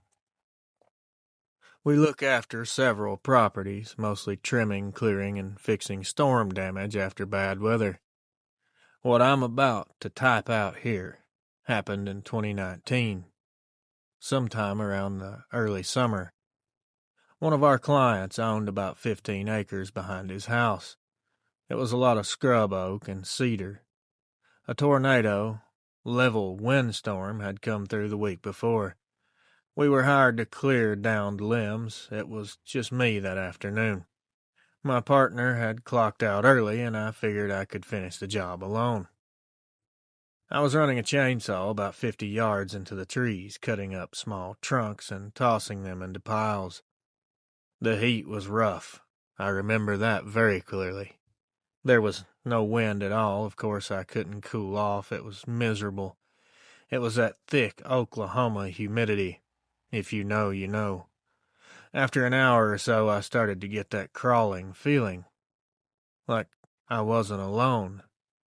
That feeling you get when someone is standing directly behind you, but you spin around, and nothing's there. I decided to kill the saw and listen. At first there was no sign of anything.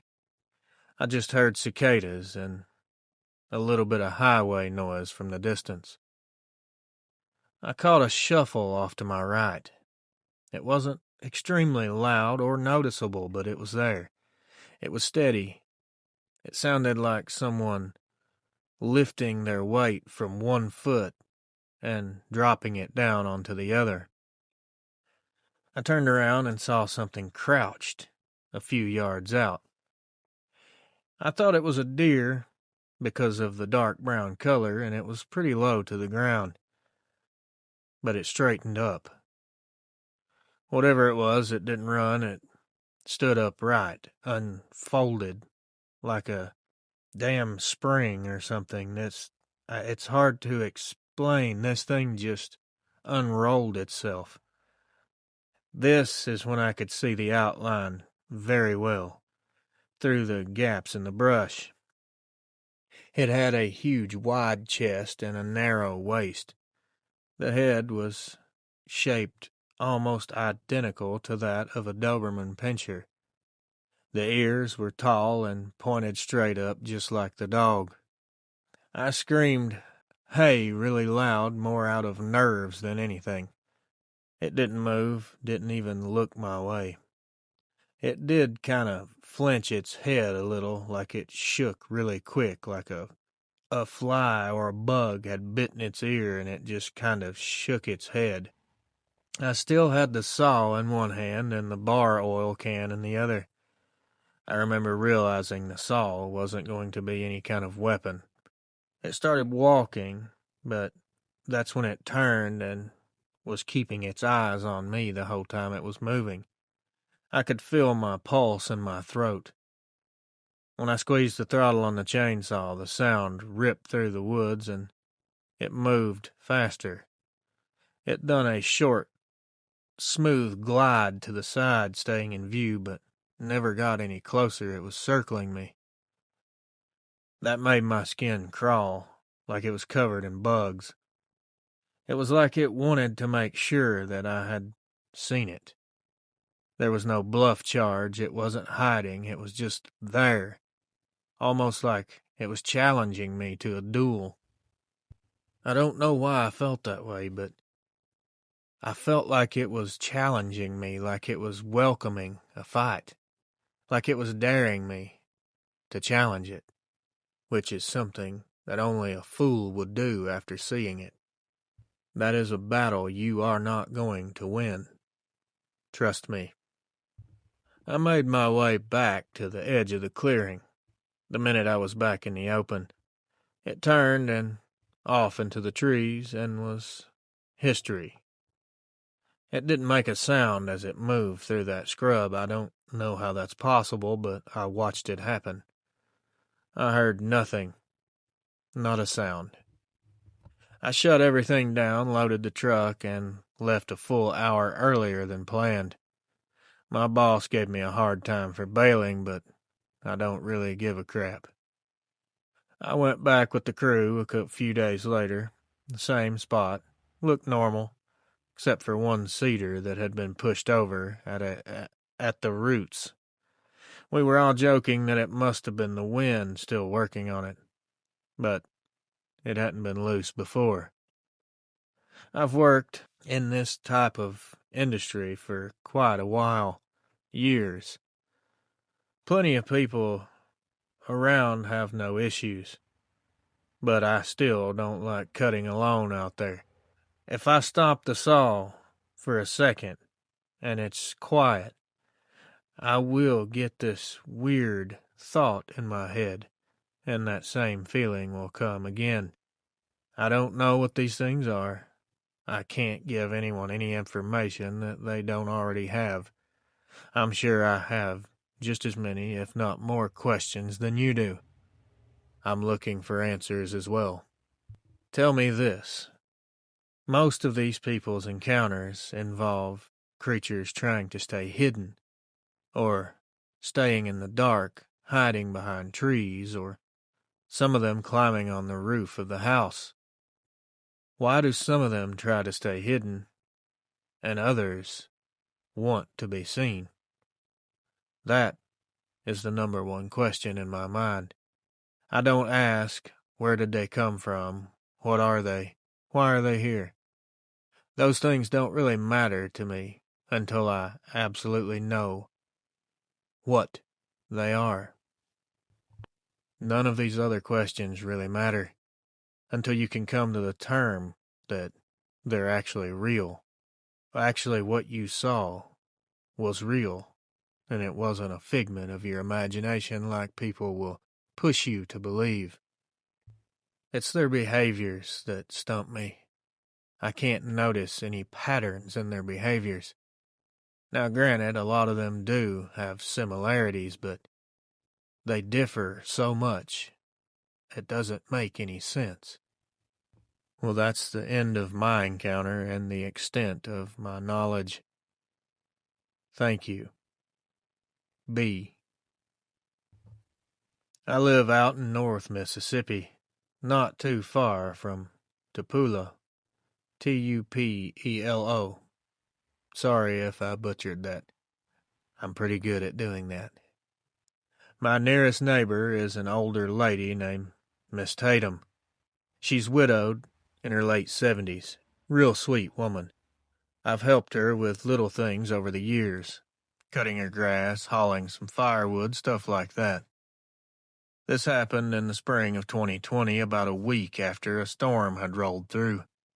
One of the trees behind her old barn split halfway down the trunk and was leaning right over the roof. She asked if I could come take a look before it fell and busted the place up. It was warm that afternoon. The sun was out bright, no wind at all. Beautiful day. I drove my side-by-side down the fence line, parked behind her barn, and grabbed my saw. The tree wasn't terrible, but it was hanging heavy. I decided to take it down before it finished the job on its own. While I was walking around sizing up the lean, I caught sight of something down past her pasture. 2 fence posts apart, maybe 50 yards out. There was something between them, standing dead still. It would have been hard to see unless you were really paying attention. Had it not moved, ever so slightly, it would have remained unknown to me for sure. I would have never seen it. At first, my brain just went straight to It's another busted section of trunk from the storm, 'cause it was black and standing upright. When you see something standing upright that big, your thought doesn't go, "Ooh, that's a big animal." No, animals don't stand like that, and they're not that big. Then it started moving, unfortunately. It wasn't fast movements, and I've heard some people say they have these jerky type movements. No, this wasn't that. It was smoother. It shifted from side to side only a few inches. It was almost as if it was trying to get my attention without moving closer. I stood there staring for a good few seconds trying to figure out what I was looking at. It was close to 8 feet, if I had to take an educated guess. It was broad through the shoulders and back. The sun hit it enough that I could tell it was definitely covered in dark hair, but it wasn't shaggy like you would expect, like a bear. I called out, hoping it was one of the neighbors' farm hands just messing around. I got no answer. The shape started swaying again, almost like it was trying to make sure that I was seeing it clearly. I remember the hairs standing up on my neck and arms. I couldn't explain why, but I knew right then I didn't want to be standing out there. I went toward the barn, trying to keep it in sight the whole time. It didn't move any closer, it just kept standing in that same spot, letting me walk away. Now keep that in mind. It let me walk away. Remember that. Miss Tatum came out onto her back porch right about then. I waved her off and told her I'd come back the next day when I had a better saw blade. She looked confused, but I didn't wait to explain. When I did come back the next morning, the tree was down. There was no cut marks, no chainsaw marks, just snapped clean halfway up the trunk like something had pushed it until it broke. I don't think I could have hooked my truck up to it with a chain and broke it like that. The amount of force it would have taken is ungodly, unspeakable. Both fence posts that thing had been standing between were bent inward toward the pasture. Miss Tatum said she didn't hear anything during the night, but her dog had barked for hours, pacing from door to door. She thought there were coyotes out there, so she stayed inside. I cut up what was left of the tree, but I kept my truck close to me that time, and I was constantly looking over my shoulder. The whole time I was working, I couldn't get rid of the feeling that that thing was out there watching from the same spot, but there was nothing out there. I checked 100 times. Now, I haven't experienced anything before that, and I haven't seen anything weird after. But you can bet your retirement fund that there isn't a day that passes me that I don't think about all of the stuff that happened there. All of the questions that doesn't make sense. Even if you had an answer, it wouldn't answer anything. None of that makes any sense. How did that tree get taken down like that? There's no way the wind did it. It didn't do it on its own. Something did that. And I have a feeling I know what it was. I just don't know how it's possible. S.M. Dear Reels, my encounter with a Dogman was in 2021. It was right outside of Statesville, North Carolina. I work nights and usually get off around midnight.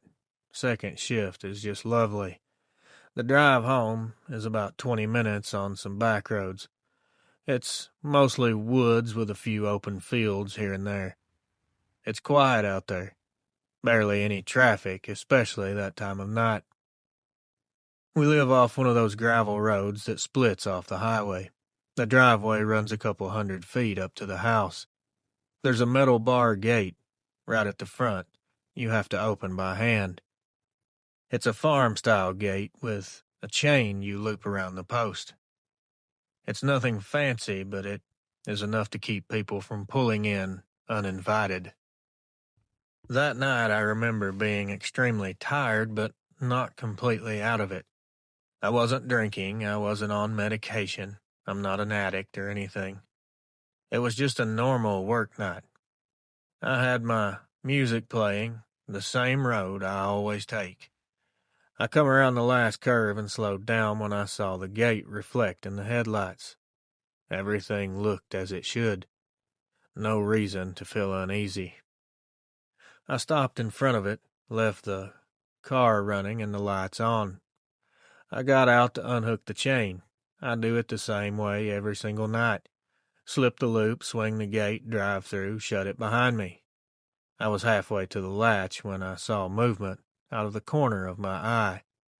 It came from off to the right just beyond the ditch line where the trees start. I remember turning my head and freezing because something was standing there, clear, in the edge of the headlights. This thing was standing on two legs. It was extremely tall, but the shape, I could not figure it out. My brain just could not come to terms with it. The shoulders were huge. This thing was as wide as a door frame. Its arms were very long and skinny, hanging way down past its waist. The head was extremely large, did not fit the frame of the body at all. When my brain finally caught up to what I was seeing, it didn't want to accept it, and neither did I. I realized the head looked like a canine or a dog. This thing looked like a werewolf. This sounds crazy. I know that, you know that, we all know that. But we also know that these things are out there. That's just what it looked like. I can't make this up. I wouldn't make this up. There's no reason for me to do that. This was a dog's head on a ginormous person's body. That is the best description you can give. Its eyes did reflect yellow from the headlights, and it stood there, unmoving. I never saw it take a step. It was just watching me. It would make you think that maybe it thought I hadn't seen it or it was trying to stay undiscovered. But I don't feel like that's the case at all. I have a different theory on this. I think it knew that I'd spotted it. I think it stood there and waited on me. I think it knew my schedule. I think it wanted me to see it. But my first reaction was not fear.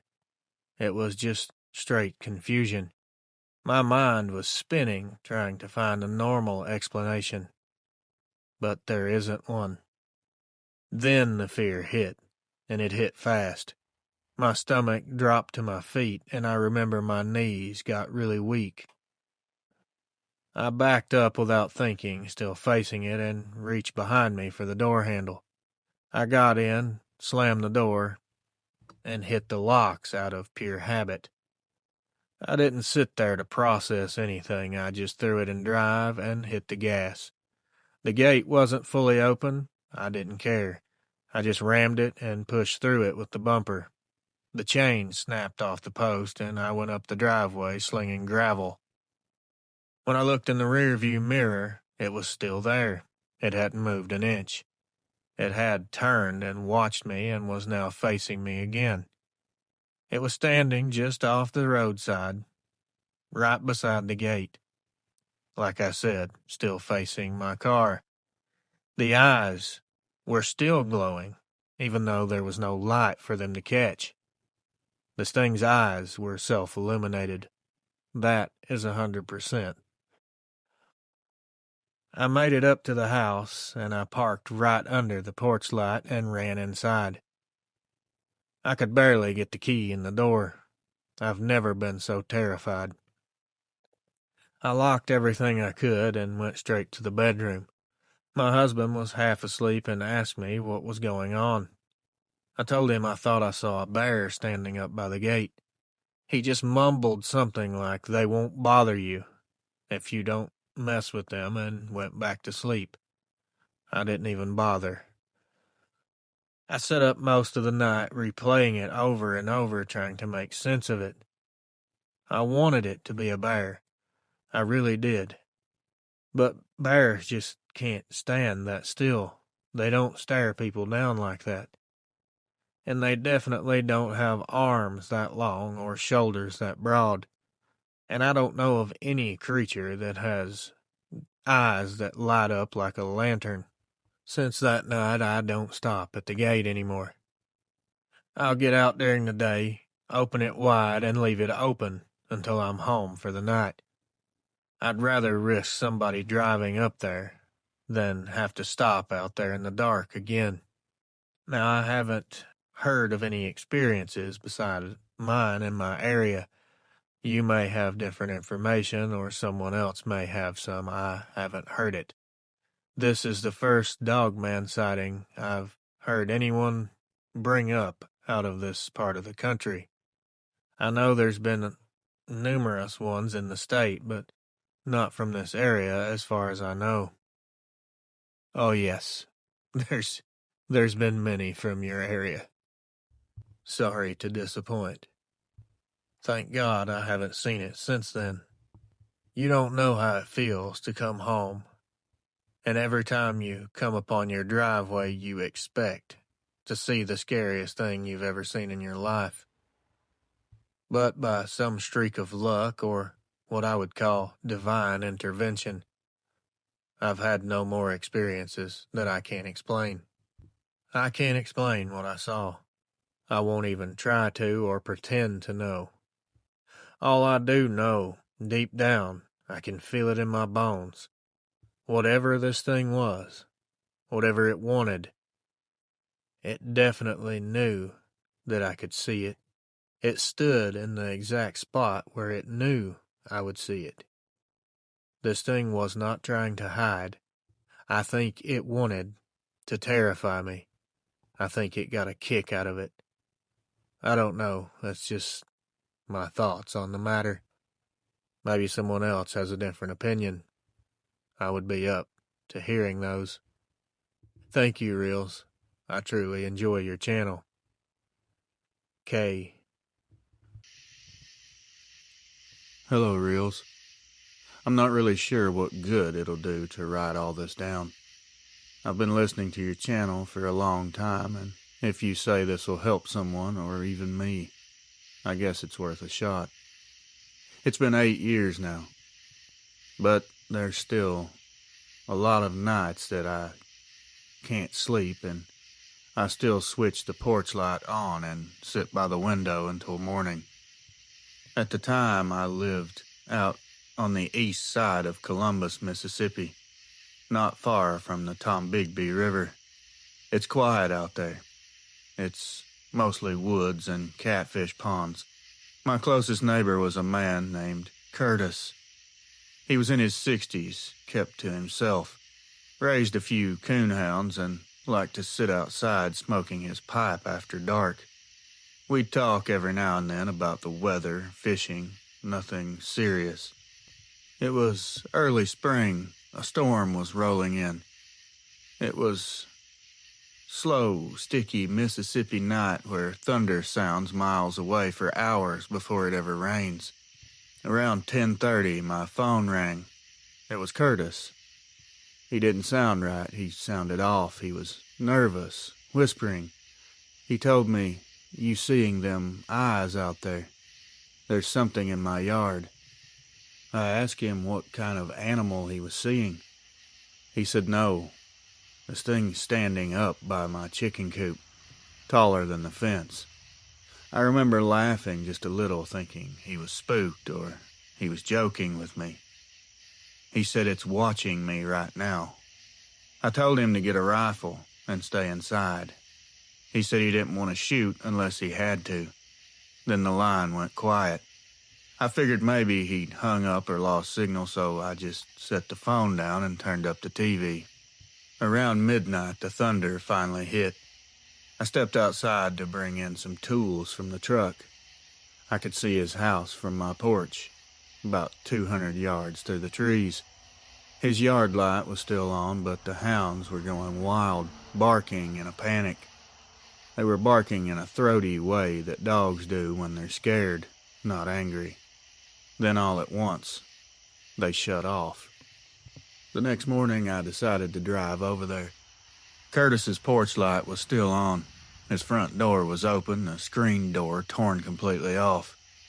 There was mud all over the porch. Looked like something had been stomping around up there. His chicken coop was smashed in. The wire was peeled back like tin foil. One of his hounds was gone. The other two were cowering under the shed. Curtis was sitting inside his kitchen. He was shaking so bad he could hardly hold his coffee cup. He told me a walking wolf had walked right up to the porch. He could see it clearly. Said it had pointed ears, snout, yellow eyes. He fired once through the screen door, and it ran off toward the river, bipedal. That was the first time I'd ever heard of these walking wolves. He explained it to me the best he could.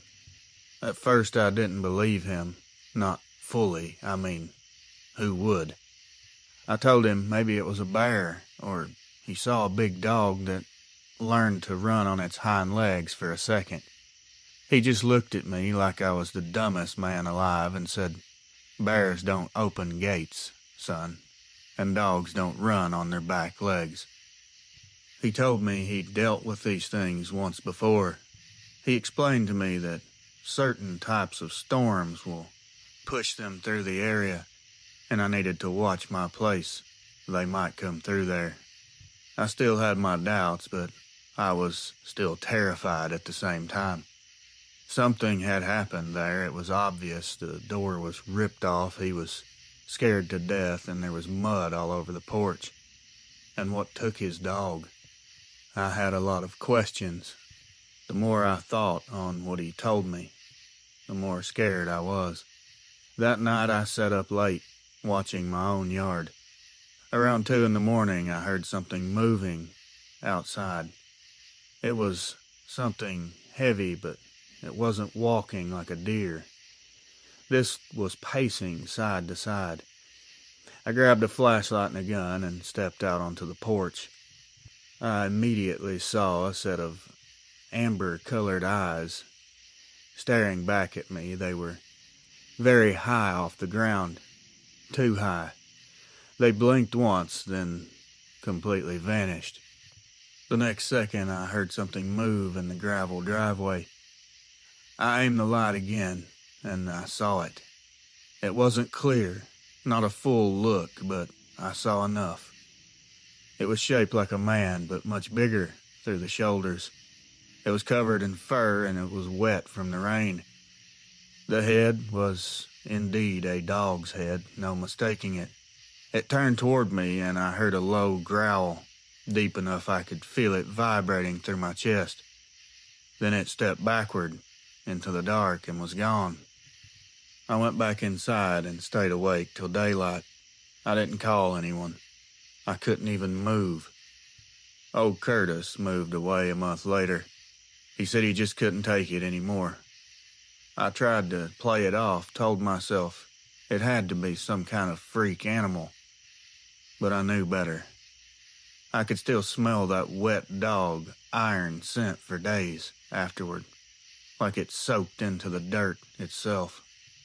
Now every evening, when there's a storm passing through, I'll turn that porch light on. It's the same bulb for 8 years. I change it the moment it flickers.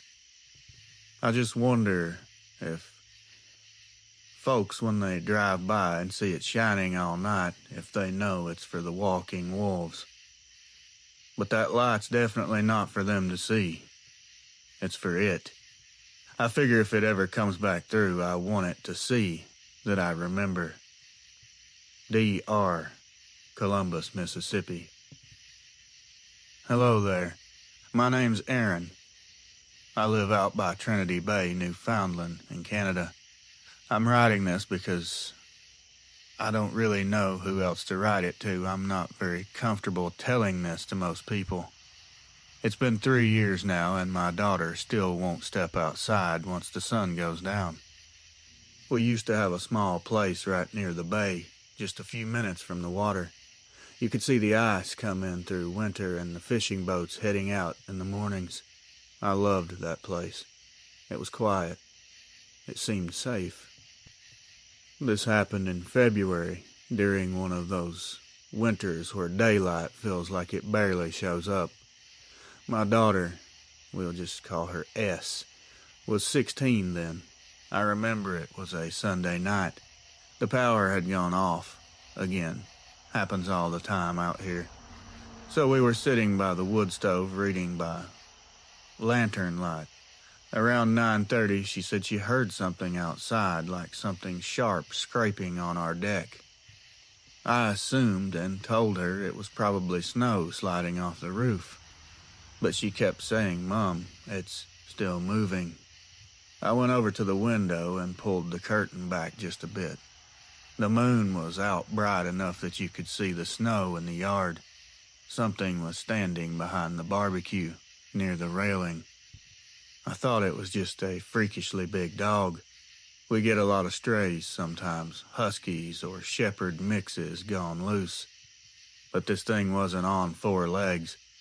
It was tall, close to 7-8 feet, easy. The shape was weird. It had long, skinny arms. The shoulders looked like a person's, but they were hunched forward.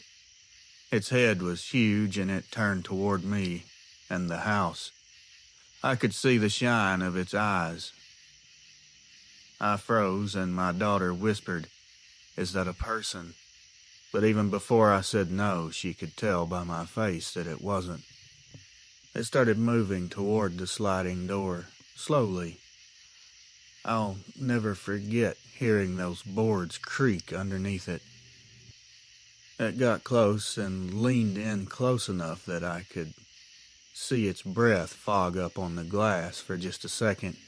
Its eyes were yellow, but they weren't glowing like lights. They were just catching a reflection. I grabbed my daughter's arm and pulled her back. We moved to the hallway very quietly. I told her to stay in the pantry and to not make a sound.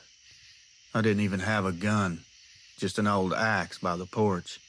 I didn't even try for it. The only thing I could do, or think to do, was make noise. So I slammed the stove door and started yelling out the window like a fool. After a few seconds, I didn't hear the boards creak anymore. When the power finally came back on around 11, the motion light on the deck flickered. I went to the window again. There was nothing there, but the snow on the deck was full of weird prints. They looked similar to human at first glance, but they were just too big, too long, too skinny. Like the heel had been stretched, and there were claw marks in front of the toes. We called the RCMP the next morning. 2 officers came out, looked around, said it was probably a bear. One of them even joked and said if I saw that someone was messing with me. Someone was wearing some sort of costume to scare me. I could tell he didn't believe that. He knew something. They kept whispering amongst themselves. After that night, my daughter wouldn't go out after dark, not even to feed the dog. If I was late getting home, she'd call every few minutes till she saw my headlights. She's 19 now, still living with me, and she's never set foot outside after dark. We moved into town last year. It's a smaller house, less view, but she said she sleeps better here. I still keep a flashlight and a piece of firewood by the door out of habit. I don't know what I saw, but I know what it wasn't. That's all I can tell you. If you've ever stood a few feet from it, you'd know too. I'm pretty sure you know, Reels. Thank you. Aaron M. Trinity Bay, Newfoundland. Hey, Reels. I don't want to use my name. I live just outside Las Cruces, near the foothills of the Oregon Mountains. I'm not much of a writer, but I wanted to share what happened because it ended up costing me more than I ever thought that it would. I bought our place in 2016, about 2 acres, dry ground. Some mesquite trees here and there, and a chain-link fence around most of it. My wife liked the view of the mountains. We've got 2 kids. Both under 10 back then. The first time I noticed anything strange was late one night in June. We'd had a lot of trouble with coyotes around getting into the trash, so I went out with a flashlight to check the fence line. About halfway down the yard, I found one of the panels bent inward. It wasn't dug under, it was bent, like something big had pressed against it. I fixed it the next day and set up a cheap trail camera I bought from Walmart. That very night, it went off twice, but the pictures were just blurred. I told myself it was a false trigger, probably just a cheap camera, nothing more. About a week later, our dog started acting very strange. Wouldn't go outside after dark. He'd stand in the doorway, just whining constantly.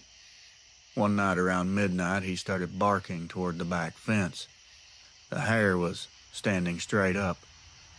I grabbed a flashlight and went onto the porch.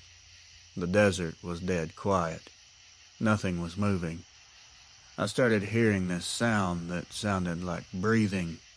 It was heavy, like someone standing just past the fence. I shined the light across, expecting to see a coyote, but I saw a glimpse of eyes, orange, about 6 feet off the ground. I froze for a second, praying that it wasn't a mountain lion. Then it moved. I saw the outline as clear as day. It was something tall, narrow at the waist. It had very wide shoulders and long front arms. The head was shaped like a damn wolf. As soon as the light hit it and I saw it, it backed away, still upright the whole time. I just went inside and locked the door. I went out the next day and checked the fence again. That same panel was bent, lower this time. There was dirt pushed toward the yard like something had been digging under it. I filled it in and told my wife it must have been coyotes. She didn't believe me. She said the dog's behavior wasn't normal and that we should call someone. But who do you call for this? Over the next month, I added a ton of lights, replaced the camera with a better one, even ran motion sensors. Every night something would trigger a few of them, but I never caught a clear shot for proof. But I did see those orange-colored eyes and that silhouette a few more times. It got so bad my wife started sleeping with the kids in their room because she said she didn't feel safe. By fall, I was spending every night watching the fence line. I'd sit out there with a bright flashlight and a rifle until sunrise. My wife said I was losing my mind. Maybe I was. She took the kids and moved in with her sister up north.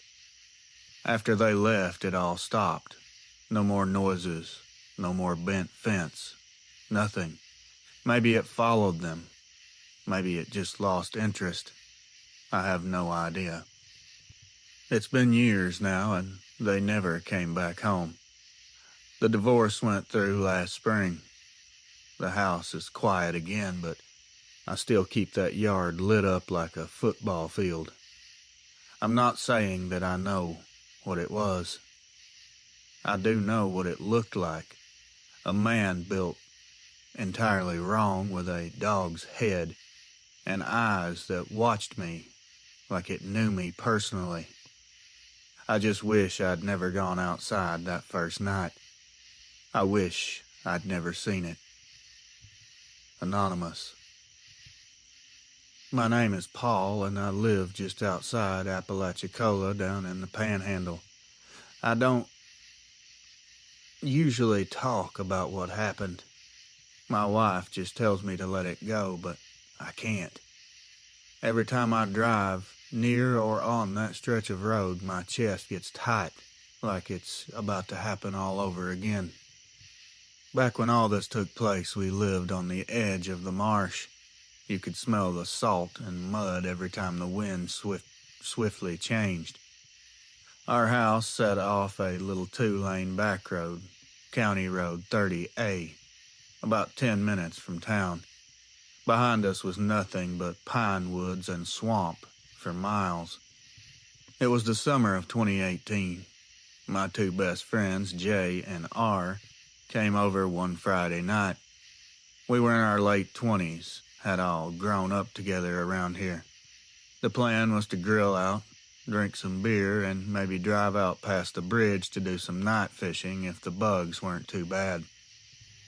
Around 10 o'clock, we loaded the cooler in Jay's pickup and headed out. The sky was clear, the moon was high. The cicadas were screaming like they do in August. Once you get past town, the road narrows and there's nothing but thick trees pressing in on both sides. About 15 minutes out, R pointed ahead of us and said, "What's that?" When I saw what he was pointing at, my brain just said, "That's a person standing near the ditch." But the closer we got, the stranger it looked. This thing was huge, at least 7 feet tall. It looked to be covered from head to toe in shaggy, dark fur. It turned its head toward us, and I swear to you, this thing had a snout. A dog's snout. Jay slammed on the brakes. The headlights hit it directly. It never tried to run. It just stood there, stood its ground. Its eyes were reflecting a bright amber color. The body looked almost human, but the legs were bent backward like a dog's. For maybe 3 seconds, no one even breathed. Then it moved, a few steps into the road. The sound it made sounded like a growl, but it also sounded like it had a throat full of phlegm. It was low enough to shake the hood of the truck. Jay threw it in reverse, and that thing came toward us faster than I can even describe to you. It didn't chase us down the road, but it didn't back off either. It stopped right where the asphalt met the sand shoulder and just watched us as we drove away. We made our way back to the main road and back toward town. I remember no one spoke a word for a very long time. When we finally got back to my place, R jumped out and threw up in the yard. I remember Jay saying, "We're not going to tell anyone about this. No one's going to believe it." And that was the deal. We kept it between us. 2 days later, R broke the silence. He posted something on Facebook about seeing a werewolf in the swamp. It blew up overnight. People laughed, left jokes, tagged him in memes.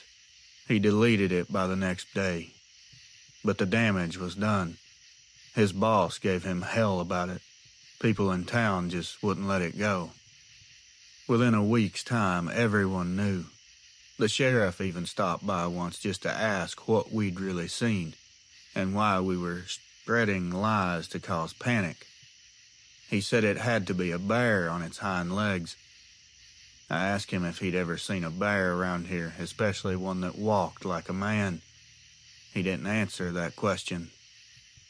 After that, our friendship kind of fell apart. Jay stopped coming around altogether. R moved up to Tallahassee. I see him once in a while when he visits his folks, but we never talk about that night. Every morning I drive that same road to work. I can't avoid it. It's the only way into town unless you go 20 minutes out of your way. The ditch where it stood is still there, thick with cattails and mud. Every now and then I'll see a shape in the shadows as I pass. Maybe a log, maybe something else. I don't slow down to find out. It's been 7 years now, and I still haven't gone fishing at night again. Sometimes I think about how quick everything can change. One second you're just out with your buddies, and the next, you're seeing something that makes you question everything you thought you knew. That's how fast this can happen. Don't think that it can't happen to you. People around here laughed about that post that R made. They thought it was funny. But for me, that road's just a reminder that some things out there aren't supposed to exist. And once you've seen them, you don't get to forget. Paul. Hello, Reels. My name is Alan. I'm from a village just outside Hebden Bridge in West Yorkshire. I don't really know where to start with this because most days I still tell myself it never happened. But it did, and it stayed in my head for nearly 20 years now. Back in 2006, I used to take the same walk every morning before work. There's an old textile mill down by the river, long shut down. A narrow footpath that runs behind it up toward the woods. I'd take the dog that way, rain or shine. It's a quiet path. Bit of fog most mornings, and you could hear the water running over the rocks below. It was late autumn, cold enough for frost, leaves all over the ground. I remember it because it was the first morning that I'd needed my gloves that year. I set off around 5:30, just light enough to see my breath. The dog was a collie cross, good-natured, but that morning he didn't want to go. He sat in the doorway whining. I had to tug him along the lane. Thought maybe he'd caught the scent of a fox or something. We got about halfway along the path behind the mill when he stopped again, stiff as a board, staring dead ahead. The fog was thicker there, low to the ground. I couldn't see much past the next bend. That's when I heard the steps. It was like someone walking behind us. I turned around thinking maybe it was one of the local lads heading to work early, but there was no one there. The sound stopped the second I turned around and looked back. I kept walking, trying to tell myself it was the echo off the mill walls, but the steps started again, matching my pace. When I stopped, they would stop as well. When I carried on, so did they. The dog eventually started growling, just a low rumble that dogs do when they're warning you about something. The hair on his back was standing. I turned around again, slower this time, and that's when I saw it through the fog. Two eyes, reflecting back the light from my torch. They were higher than mine and spaced too far apart to be a person's. At first I thought maybe it was someone with a headlamp, but there was no beam, no movement, just those eyes. Then the shape started to form. It was standing upright, tall. Its head was narrow, its shoulders were broad, the muzzle stuck forward. I could see the breath coming from its nose in the cold air. It was dark, but not completely black, more like it was just wet. It never came forward in my direction, it just watched me. The dog backed up until he hit my leg, then took off. I turned and ran after him. I could hear it following me. It wasn't sprinting, it was just pacing me. Like it wanted me to know it was there and it could catch me if it wanted to. Every few steps the gravel crunched under its weight. I could clearly hear it. By the time I got back to the lane by the main road, the sounds had all stopped. I didn't turn around to check if it was still there. I just kept running till I saw the lights from the village. When I got home, the dog was already there, hiding behind the shed. He'd torn his lead right out of the collar, getting away. I didn't tell anyone for a while. My wife said I must have seen a big dog, or maybe a deer, standing on its hind legs somehow. Anything to admit the obvious. But I've seen deer all my life. This wasn't one. The old mill is all overgrown these days, trees and ivy all over the stone walls. The path is mostly washed out. Now, this never stopped me completely. I still take the dog out for walks, but only on the main road. The woods can have the rest of whatever's out there. I truly enjoy your content. Keep uploading. Alan. Reels. Just call me K. I grew up outside Hammond, Louisiana. I've never told this to anyone who didn't think I was either lying or crazy, but it's something that's been with me since I was a kid. I'm 37 now, and I still can't sleep with my windows open. We lived in an old house my grandfather built, right near the edge of the swamps. You could walk a few minutes down the back of the yard and hit standing water, full of frogs and skeeters in the summer. My dad worked nights most of the time, and Mom would turn in early because she had to be up before daylight. This happened in '99 when I was 11. It was sometime in August. You could smell rain coming, but it never quite got there. I was lying in bed reading with a little lamp on. My window was cracked open because the AC in my room had gone out. The first sound I heard was just like tapping on the glass. It wasn't hard, it was just enough to get my attention. I turned off the light thinking maybe it was a moth or a branch tapping. It stopped. I heard my mother's voice say my name and say, "Come here for a minute." It came from outside the window, the same soft drawl, same calm tone she always used when she wanted me to do something. For a second, I almost got up. Then it hit me. She was in her room down the hall, asleep. I didn't move. I just sat there staring at the window, waiting. After a few seconds, the voice came again. It was a little quieter this time. It said my name, and then said, "Honey, come outside." It was definitely wrong, in more ways than one. It was like the words were right, but the timing was off. There was a pause between each one, like whoever was saying it was copying her, but didn't know how to make it sound natural. I slid out of my bed and went down the hall. My mom's door was cracked open, and I could hear her snoring. I whispered her name, but she didn't wake up. That's when I heard something move out in the yard. Then the sound of what I think was claws against the siding. It wasn't scratching, it was more like gripping. I crept back toward my room and peeked through the crack in the blinds. The moon was bright enough to see shapes out past the porch. There was something standing halfway between the tree line and the house. It was huge. It was taller than the roof of the porch. It was built like a man, but with long arms that hung almost to its knees. I could see the shape of the head, very clear as day. Pointed, ears on top of the head, a long snout, the whole thing.